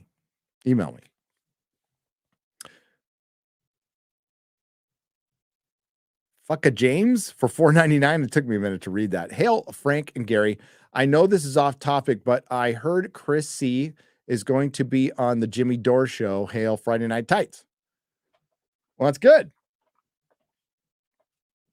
I watch him once in a while. I do. Brightest Day. Thank you for $1. Appreciate it. Marvelous DC Girl for $4.99. What's up, lady? Hey, Gary and Chris. Happy Wednesday. Chris, I love the Critics Court so much. I've been watching each stream live and wearing Star Wars merch. Hail to you, marvelous DC girl. And congrats on your upcoming graduation, right? I read that yesterday, right? Killing a character right before the movie comes out just guarantees that even the 4 people who pretend to like her don't show up to watch it. Surely SOB for $20. You are correct, sir. Did you all see Campia ended his show win for non-woke nerd fandom? Matt McClure for $5. I did see that. I mean, real BBC and this show aired right up against it. I don't think it really there's enough YouTube for everyone. There is 127 million current users every day. There's plenty of YouTube for everyone. Doesn't matter when you stream. Losing Robert Meyer Burnett was a massive hit.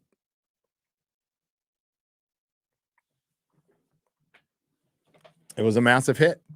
That's just no other way around it. Rob was a force on that show. He was the most, by light years, the most knowledgeable nerd on that show that talks about nerd stuff.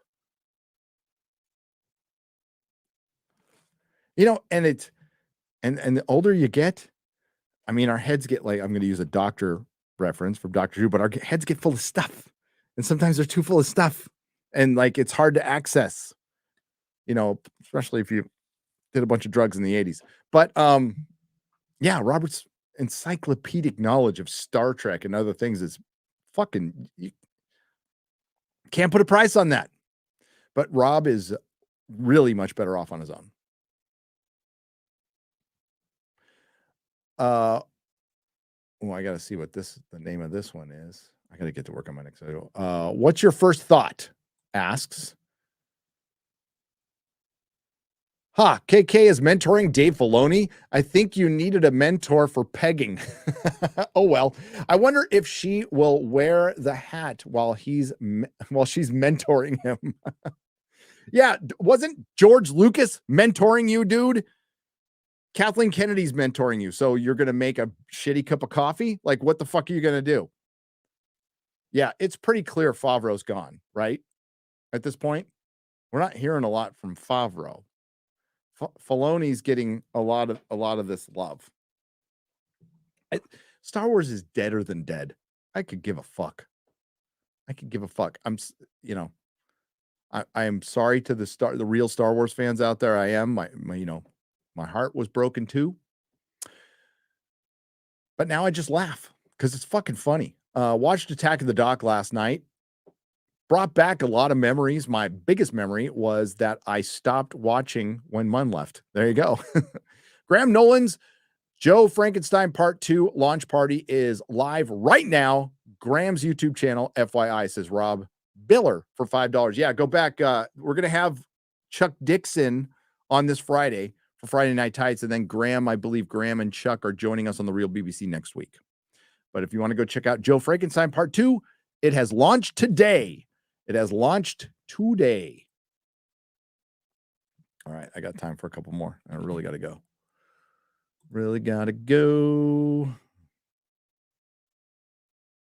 I almost got them all, but without X-Ray Girl here, it's hard to tell. Okay.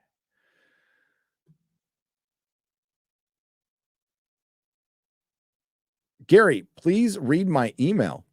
Okay.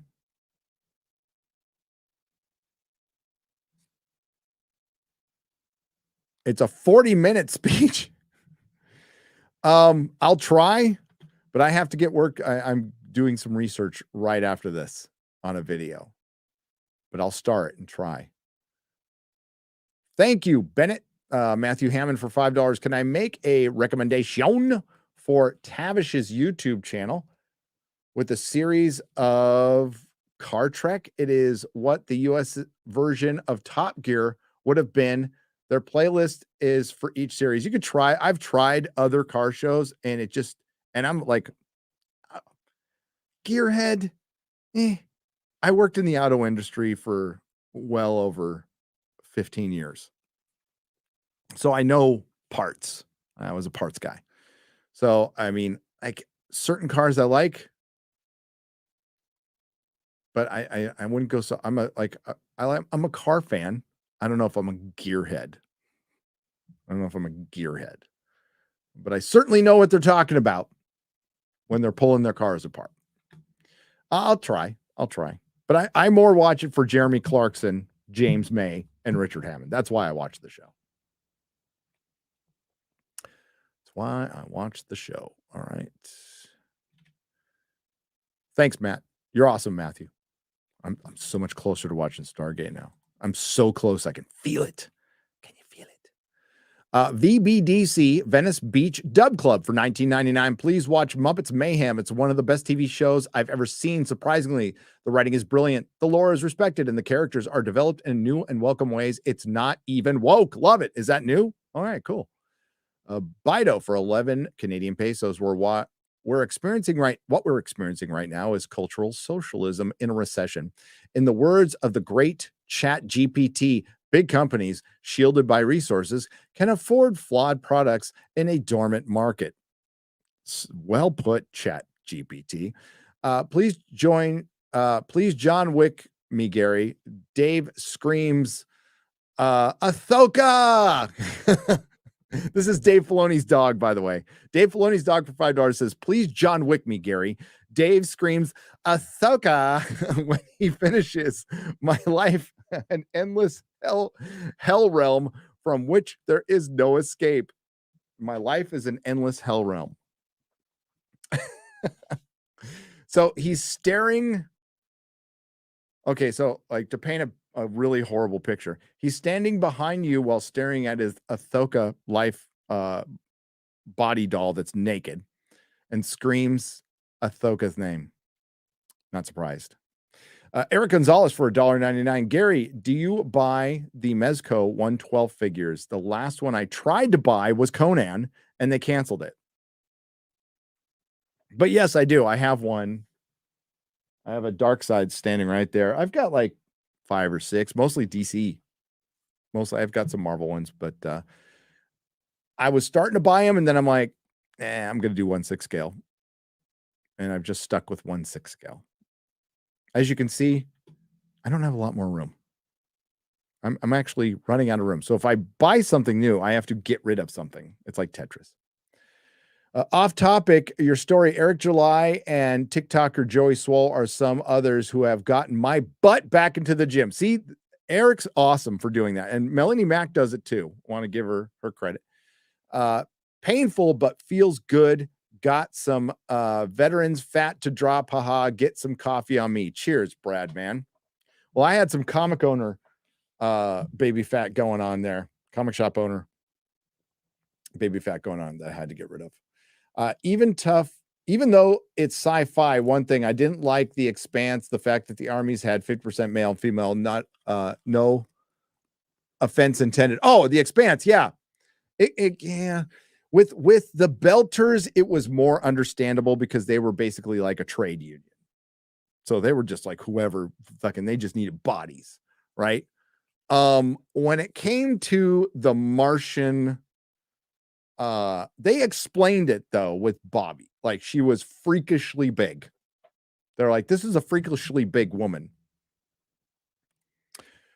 Who still could get her ass beat. She had an Iron Man suit, basically. John Campy show is over. Rest in peace. Well, anyways, opinion on Kick-Ass. I like Kick-Ass, Matt V. I like it a lot. I'm a big Mark Millar fan.